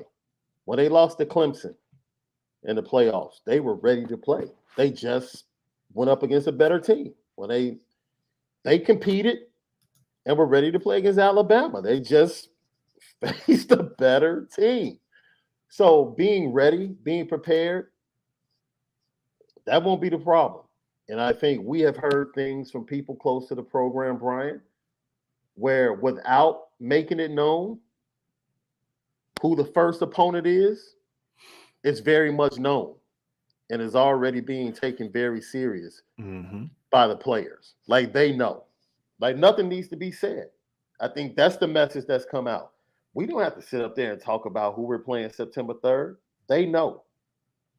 The players are taking that accountability to let each other know, hey, let's go. Let's be ready. Yeah. Let's focus. And that's what you want to hear. You don't really want coaches having to get you fired up, having to remind you. Like the players, and this has been the case for a long time in Notre Dame and under a totally different culture with this regime. But the players have taken accountability for this locker room and this program for a long time. They just really have. Right. Win, lose, or draw. Man, this is our team, our locker room. Let's go rock. Right. And now, it won't be any different. So I don't think there's anything. I won't say that there isn't anything special that they can bring to the process with the knowledge they do have, because it is something that they can bring to the process. But what they don't have to do is to get these guys fired up to play. I think the problem that they had in the past was they were unprepared for the environments in a lot of different ways, mainly from executing the game, like the Georgia game in 19. I mean, they were admitting after the game, we weren't prepared for the crowd noise. How that? Are you not prepared for crowd noise playing at University of Georgia? Right? Like, I mean, that's just incompetence. You know what I mean? Like, it's stuff like that. I mean, there's things you can do to get yourself ready. As far as pumping in crowd noise and all that stuff, and that's all fine and dandy. But at the end of the day, what is going to help this team. And William, those are all good points. And I think there are some things. Hey, look, here's laying out what it's like, the visitor locker room, the tunnel. I mean, here's what the crowd is. This is what they're going to yell at you. I mean, stuff like that. But that's I mean, that's kind of everywhere you go. Notre Dame's played in loud environments before. I mean, Ohio State's going to be super loud, right? So was Georgia, right? So, I mean, they've played in front of 100,000 people on road games before. Not this particular group, but Notre Dame. You know, I mean, these kids are going to understand what it's like playing in, you know, maybe Ohio State's a little bit more decimals, but they've played in these environments before. Yeah. It's more about what is your confidence level as a program, and what is your confidence level in your preparation to go out there and withstand all that. So to me, Sean, it's like what Dexter Williams was talking about when they went and played Miami. These fans are like rocking the bus. And I mean, you know, you don't have to prepare. Hey guys, if they rock the bus, hey, just in case they rock the bus, that's fine. You can say all that, but it was a lack of, are we really ready for this? That was existing within too many players, which is why what happened. That's what Dex was saying. And I've heard that from other players too. I've heard that from some coaches that were frustrated with the business-like manner in which they went about that week. Like, no, this isn't business. Like, we're getting ready to go play freaking Miami on the road, the top 10 team. You know what I mean? And that could go into the structure of said coach, right? Right. Which is why I feel really good with the time that Marcus Freeman has chosen to spend with Lou Holtz, right? Because Lou Holtz, what his players would tell you, leading up to a big game, we were loose. Right. Because he made the easy game. That's exactly it. Dude. So because here's my point. Like Spanky said, the Miami game was the loudest I've ever been at, and it was incredibly loud, but it became incredibly loud. Yeah. If Brandon Wimbush executes and bangs St. Brown on that post route first drive of the game, they never get to that point, because that is one of the most front runner crowds you'll ever find. If they get a lead, they're going to be loud and crazy. If you jump on them, they go away. That's just been Miami's MO for a long time. And then the coaching staff got tight. Right. Exactly. The coaching staff got tight. Exactly. That's what they can bring to the table. It's that looseness. Hey, I've been in that, and look, I played in the freaking I coached in the Super Bowl last year. Right? Like, I'm sorry, Ohio Stadium is a great place, but it's like, I coached in the Super Bowl last year. You know what I mean? Like, with all due respect, you know, if you're Marcus Freeman, you've played in the National Football League. I mean, you know, if you're James Laurinaitis, you were a multi-time all-pro, 10-year plus player team. You know, you've done all those kind of things. I think those are the things to say, look, we're gonna be ready, we're gonna be confident, we're gonna be prepared. And when you're confident in your preparation and you're confident in your coach's ability to get you prepared to play games, those things aren't gonna phase you. They're gonna fire you up, right? And like, I remember that, you know, Sean, is my freshman year of high school, we played at Green Run.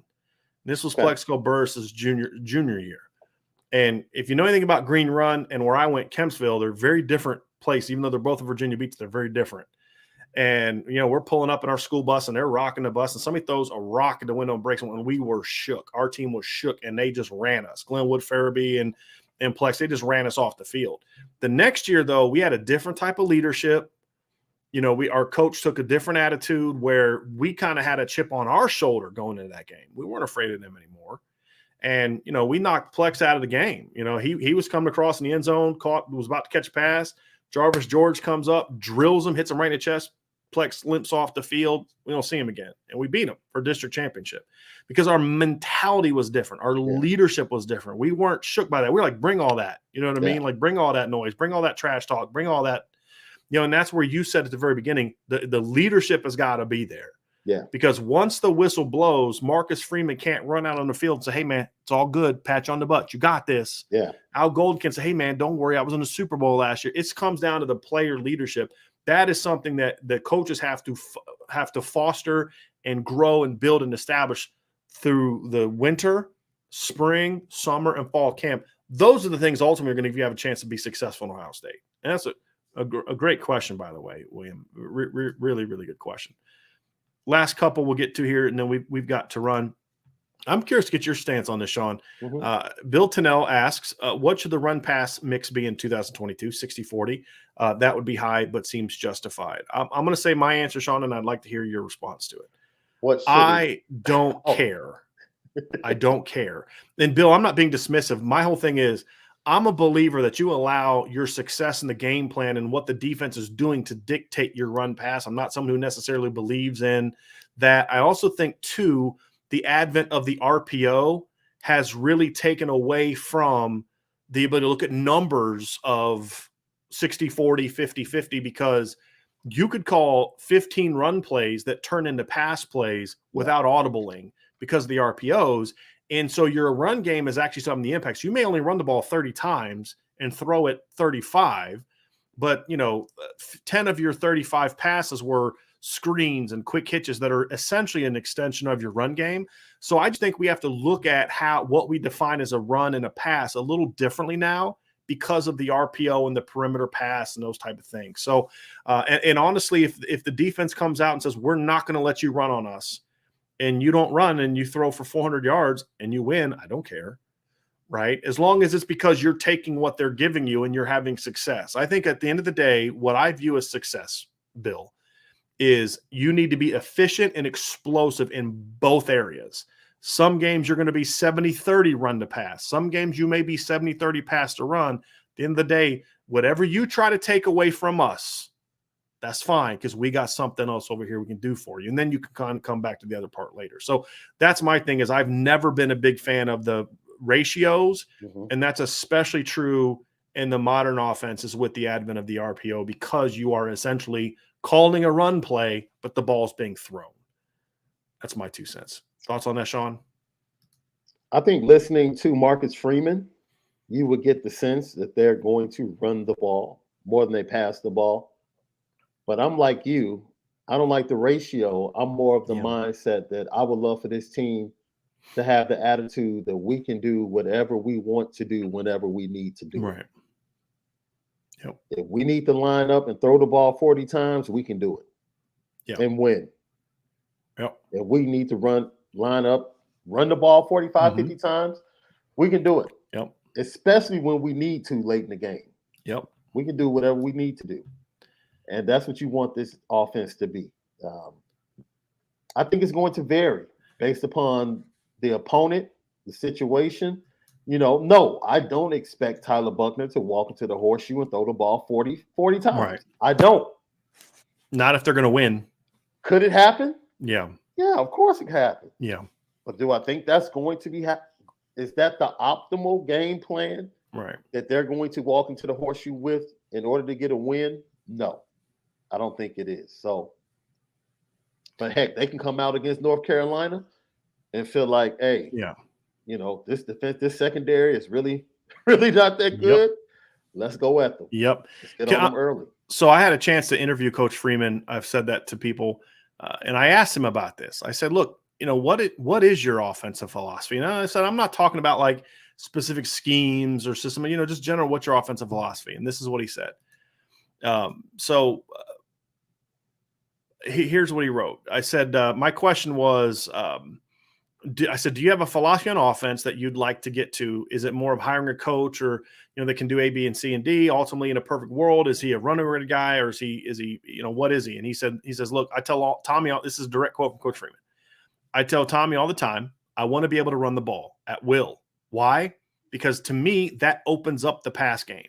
If you can be a team that says, I'm going to establish the run, I'm going to be able to run the ball no matter short yardage, no matter first down, we're going to have to be able to show that we can run the ball. That truly opens up the pass game. I'm not saying just be a team that how many rushing yards, are we going to get? No, that's not what I'm saying. It's a mentality of running the ball to be able to open up the pass game is so important. It can create so many different challenges to a defense. So that's important to me. I want to be able to utilize different tempos. I want to be able to make sure they have a defense defend 53 and a third. That means the width of the field. Utilize different formations and widths on the football field to make them defend 53 and a third. So that's the mindset I have on offense. We're going to be creative, but also aggressive. So again, that may not mean you run for 250 a game, but we will if you give it to us, and I think because like the 2017 offense, they could run the ball on anyone, is basically. Yeah. But except what? Georgia. The only team they played all year that could match them in the trenches. And why could they match them? Because they had no fear of Notre Dame throwing the ball over their head. Yeah. And that's the key is, you have to be able to have that balance. And if you can run the ball, great, but you also have to be able to throw the football. And I think that's what Coach was saying there, in my opinion, and understands. And I think that in itself was, a game that I watched over the weekend that was amazing to me. Do you remember that number 1 versus number 2 matchup in 2000? It was the year after Oklahoma had won the national championship, beating Florida State, and they went up to Lincoln to face off against Nebraska. And I'm sitting here, and for me, I'm always amazed at Nebraska because most people say, that offense was so limited. And I'm sitting here watching for the first time, and I'm saying to myself, I didn't realize how much they changed formations with the same personnel, but would run the same play. Like they would give you a different look. Like they would bring in their blocking tight ends, run a play. Then they would bring in their pass catching tight ends. They're still tight ends. Spread them out, come back with the same play, right? And it is mentally, I literally watched a really good Oklahoma defense with Tommy Harris in the middle, a young Tommy Harris, and Rocky Kalmus and those great linebackers literally get to the fourth quarter. I'm talking about fresh off a national championship. Literally get to the fourth quarter and just almost say with 5 minutes left, man, like just give up on some plays. Like, you know what? My wheel is broken. I'm broken. I'm trying hard, but it's broken. And I think that's exactly what Marcus Freeman is saying. Right. There's so many benefits on the football field to being able to run the ball at will. Yeah. They know you're about to run the ball. Right. And you still. Florida knew that Nebraska was going to try to run in the Orange Bowl. Oh, man. I mean, there's nothing they could do. Florida State 93 knew that Notre Dame was going to try to run. Didn't matter. Right. But in today's era, I still believe that you have to be able to – college football is different than the NFL. Yeah. You got to be able to run the football. I think the best teams, however, the teams are able to strike that balance to where a good team, if Georgia or Bama or Ohio State even want to say, Notre Dame, you're not going to run the ball on us. Guess what? They can make sure that Notre Dame doesn't run the ball on them. The challenge is, can you do that without saying, then we're going to throw for 380 and jump go that way? Yeah. And that's the thing certain Notre Dame in the past. They've had some teams that could throw on people, but couldn't then go out and establish the run game if you were to take that away. Then they've had teams that could run on anybody, but the best teams could take that away because you couldn't throw on them. Right. Right. And that's the key. And till Notre Dame strikes that balance, you're going to struggle. You're really going to struggle to win the biggest games. You're not going to go out there and out throw Ohio State in Columbus, throw for throw. It's just not who you need to be. You need to be able to go there and punch them in the mouth and get scores that way. Now, that doesn't mean you still can't bang a post right over the top for 50 yards, but it's after you've established the fact that you better bring a little something extra into this box because, we're just going to work you. And that's what Georgia did. They just put 8, sometimes 9 guys in the box and said, I dare you to beat us on the football. Notre Dame was like, okay, we won't. USC tried that, and Wimbush was like, I got you. And he was able to make those plays. And a lot of other games he couldn't. You couldn't do it against Miami, couldn't do it against Georgia. And that's what cost him. And that's what hurt Notre Dame in 2020. And against Alabama in 2020 in the Rose Bowl, Notre Dame actually, people forget, Notre Dame had over 100 yards rushing in the first half. Yeah. But it didn't matter because they got a big chunk of those yards on one drive, number one. And number two, for Bama, it's like, cool, you'll get your yards, but you're not getting points because you can't throw the football. And by the second half, and same thing with Clemson in the Cotton Bowl in 2018. Yeah. People forget Notre Dame had an efficient run on the 6 of their first 10 carries. But after the second series, Clemson was like, this dude's not going to throw the ball down the field. So we're just going to load up, and you're not going to run on us, and Notre Dame had no answers. Yeah, that same year, you talk about with that Georgia defense, what did Lincoln Riley, what did he do? He didn't come in and try to run the ball to start that game. They spread them out, especially down the middle of the field with the tight ends. They got big plays. And once they got Georgia thinking about that, then they started coming back with the counter plays. and the quarterback runs Yep. and everything. And before you knew it, this defense that we thought was so stout was down almost 3 scores. And they kind of had to reel everything back in and say, wait a minute, let's relax, adjust. That's the beautiful thing about sports, right? I don't care whether it's basketball, baseball, football. You can't take away everything. Right. Not from good teams. Especially against good teams. It's like you're playing baseball, you're facing a great pitcher, you're going to have to give up half of that plate. Mm-hmm. Like, you know what? I'm looking for the ball out here. Right. Because I'm leaving that alone. If he throws it in here, right, hey, I'll take the ball strike, whatever they call. It's the same thing with football. You can't expect to take everything away from a team. Like Notre Dame on September 3rd is going to have to choose their poison. Right. And my expectation is that Travion Henderson is going to be the target. Like, you can't let that guy go off. That dude you have no chance if he goes off. Yeah, he's not beating us. If they throw the ball 50 times and they beat us, they'll get their yards. We just got to try to make a stop, make a sack, close it down in the red zone. Right. But if they're balanced and Henderson goes off, you have no chance against the pass game. None. And we saw it in the Rose Bowl. They threw the ball a lot, but they committed a lot of turnovers. That gave Utah an opportunity to jump out to that lead. And that's the type of game you want. You don't want the running game to get going for Ohio State. So, well, look at the 2 games they lost last year. Here's Ohio State's rushing stats in their wins: 201, 323, 237, 208, 166, 187, 161, 263, 206. And then, like you said, they played 4 competitive games really last year. Nebraska, 30 carries for 90 yards, one of their lowest scoring games. They only scored 26 points. Scored 28 against Oregon, 128 yards on 31 carries. And then Michigan, 30 carries, 64 yards. And then Utah, like you said, 20 carries for 110 yards. And part of the reason they won that game is because Utah was basically throwing running backs out their corner. Right. I mean, that helped as well. But and that's why Ryan Day made a lot of the changes he made. It's because they want to get back to being that balanced team. That how'd they get their first title? They ran it down Alabama's freaking throat, and then that set up the bombs to the Devin Smith and stuff like that. But it was establishing the run. And I think you look at the best Oklahoma teams. That 2017 Oklahoma team could run. Yes, they had Baker and they won the Heisman and blah blah blah blah blah blah. But that Oklahoma team in 2017 could flat out run the football. I mean, and then some of his later teams, he got too cute. The further he got away from Bob Stoops, the less they were effective running the ball, and they weren't as good. But here's what they did in their last 3 games, right? I mean, to get them into the playoff, right? They ran for 313 yards and a win at West Virginia. And if you remember, that 17 West Virginia team was pretty good. Yeah. Right? At least they were good on offense.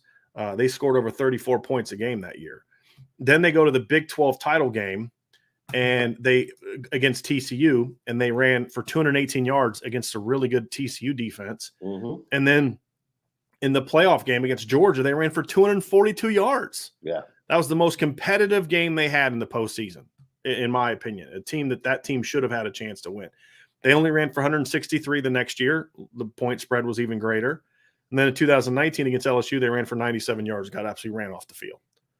Because that team couldn't run the ball. Their running game was Jalen Hurts running around. Yeah. And that's not a running game, not against a good team. Again, Lamar couldn't do that against LSU.